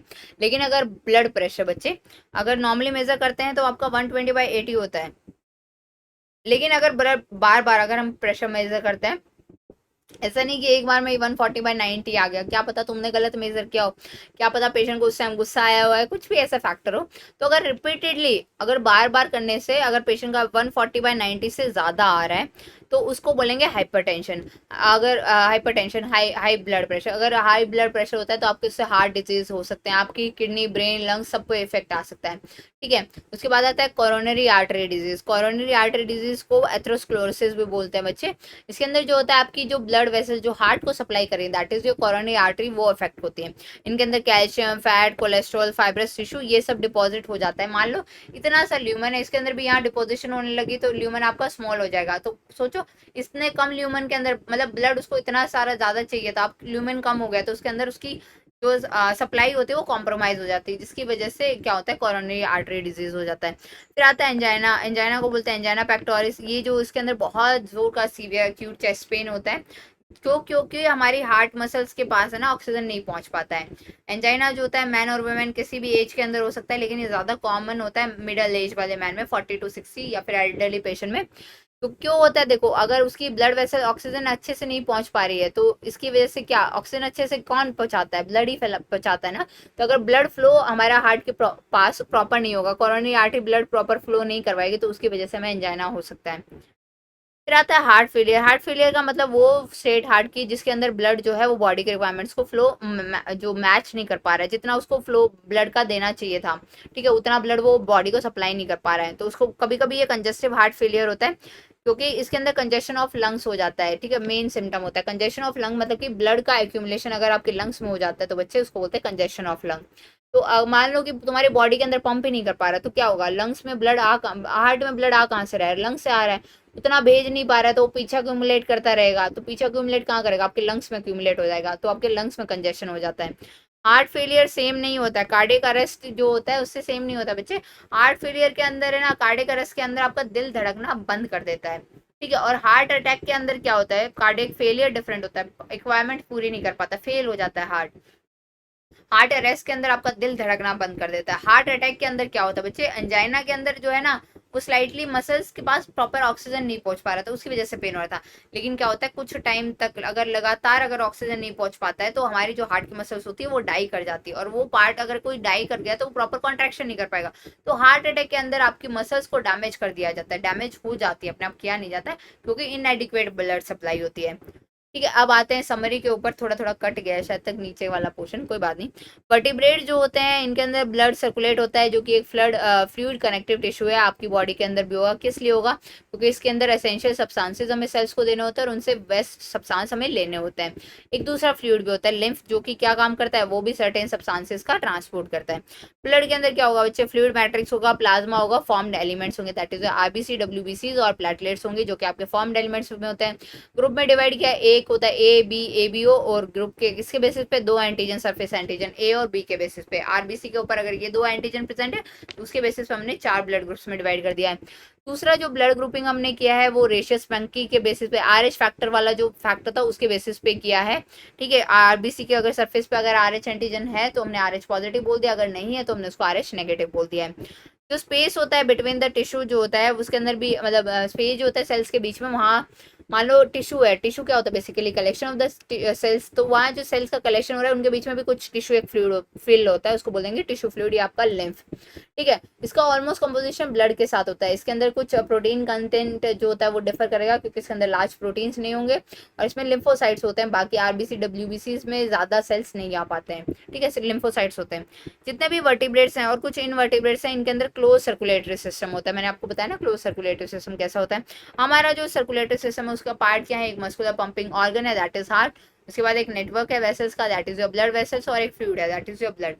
ब्लड के अंदर, हार्ट के अंदर दो एट्रिया, दो वेंट्रिकुलर है। Cardiac muscular structure is auto excitable, मतलब कि वो मायोजेनिक हार्ट की बात कर रहे हैं, ठीक है। उसके अंदर ऐसे नोड है जो कि जनरेट कर सकता है extend potential maximum of 70 to 75%, 70 to 70 beats per minute, और जो कि क्या कर सकता है, जो कि हार्ट की एक्टिविटीज की पेस करता है, मतलब स्पीड बताता है कि हार्ट कितने स्पीड से क्या क्या करेगा, इसलिए उसको पेसमेकर बोला जाता है। जो एक्शन पोटेंशियल जो होगा वो जनरेट करेगा, इससे एट्रिया और वेंट्रिकल कॉन्ट्रैक्ट करेंगे, जिसको बोलेंगे सिस्टोल, ठीक है। उसके बाद क्या होगा, रिलैक्सेशन होगा, जिसको बोलेंगे डायस्टोल। अब जो सिस्टोल होता है इसके अंदर क्या किया जाता है, कॉन्ट्रैक्शन अगर किया जाएगा तो एट्रिया से ब्लड कहाँ आएगा, वेंट्रिकल्स के अंदर, अगर आपकी एट्रिया कॉन्ट्रैक्ट कर रही है, ठीक है। उसके बाद जो अगर वेंट्रिकल कॉन्ट्रैक्ट कर रही है तो आपका ब्लड कहाँ मूव करेगा, पल्मोनरी आर्टरी और अरोटा के अंदर। तो कार्डियक साइकिल बनता है, द कार्डियक साइकिल इस सीक्वेंस इवेंट में होता है, जिसके अंदर रिपीटेडली आपका कॉन्ट्रैक्शन रिलैक्सेशन चलेगा। हेल्दी पर्सन जो है वो 72 बीट्स पर साइकिल करता है, 72 साइकिल्स करता है पर मिनट के अंदर। तो हर साइकिल के अंदर अराउंड वेंट्रिकल जो है 70 ml of blood each ventricle जो है वो एग्जैक्ट आउट करती है, तो उसको बोलते हैं स्ट्रोक वॉल्यूम या बीट वॉल्यूम। जो वॉल्यूम होता है blood pump by the ventricle पर मिनट, उसको बोलेंगे कार्डियक आउटपुट, जो इक्वली प्रोडक्ट जो कि ऑलमोस्ट इक्वल होता है, अगर स्ट्रोक वॉल्यूम को हार्ट रेट से मल्टीप्लाई कर देंगे तो आपका ऑलमोस्ट इक्वल हो जाता है, that is the cardiac output, ठीक है। इलेक्ट्रिकल एक्टिविटी जो है हम कैसे रिकॉर्ड करते हैं, इलेक्ट्रोकार्डियोग्राम के थ्रू रिकॉर्ड करते हैं। इलेक्ट्रोकार्डियोग्राफ होता है जो इलेक्ट्रिकल एक्टिविटी होती है, और उसको जो मेजर करते हैं, दैट इज जो मशीन यूज करते हैं उसको इलेक्ट्रोकार्डियोग्राम बोलते हैं, जो कि बहुत इंपॉर्टेंट होता है। अगर वेव्स डिफरेंट आ रही हैं तो हम उससे पहचान सकते हैं कि बंदे को क्या डिजीज है हार्ट की। हमारे अंदर कंप्लीट डबल सर्कुलेशन होता है, दो सर्कुलेटरी पाथ है, एक पल्मोनरी और सर्कुलेटरी। मैंने आपको बताया पल्मोनरी जो होता है इसमें डीऑक्सीनेटेड ब्लड राइट एट्रिया के थ्रू आता है राइट एट्रियम में, फिर उसके बाद उसको लंग्स में भेज दिया जाता है, वहां से ऑक्सीजनेट होकर लेफ्ट एट्रियम में आ जाता है। तो ये जो सर्कुलेशन होता है ये आपका जो आपका होता है पल्मोनरी होता है। उसके बाद सिस्टमिक सर्कुलेशन कहाँ से स्टार्ट होता है, जब आपका लेफ्ट वेंट्रिकल ऑक्सीजनेटेड ब्लड आपका अरोटा में पंप कर देता है, वहां से टिश्यू में जाएगा, वहां से डीऑक्सीजनेटेड ब्लड आपका वेन्स के थ्रू आपके राइट एट्रियम में आता है, this is your systemic circulation. ये जो हार्ट होता है ये ऑटो एक्साइटेबल होता है, लेकिन इसके फंक्शन फिर भी कुछ न्यूरल और हार्मोनल मैकेनिज्म से कंट्रोल किए जाते हैं। एड्रेनल मेडुलरी हार्मोन्स, और न्यूरल में आता है आपका एएनएस, और एएनएस के अंदर पीएनएस और SNS, sympathetic and parasympathetic system. ठीक है, तो इसी के साथ आपका सेशन आज का खत्म होता है। तो thank you everyone, please do like and share and subscribe this channel. And अगर कोई डाउट हो तो मुझे बता देना, ठीक है। अगर डाउट आज तक इसके कोई भी सेशन में, तो आप इस वीडियो को रिकॉर्डेड में डाल रही हूँ, तो आप इसके नीचे कमेंट्स में लिख देना। कल मैं जब सेशन लेंगे मॉर्निंग वाला, कल क्वेश्चंस करेंगे, शाम को हम लोग फिर से नर्वस सिस्टम पढ़ेंगे, 4:30 मिलेंगे कल। तो आप मुझे बता देना कि मैम कल वाले सेशन में ये डाउट था, या फिर मैं खुद देख लूंगी कमेंट्स में ऐसा कुछ डाउट होगा। तो thank you everyone, thank you.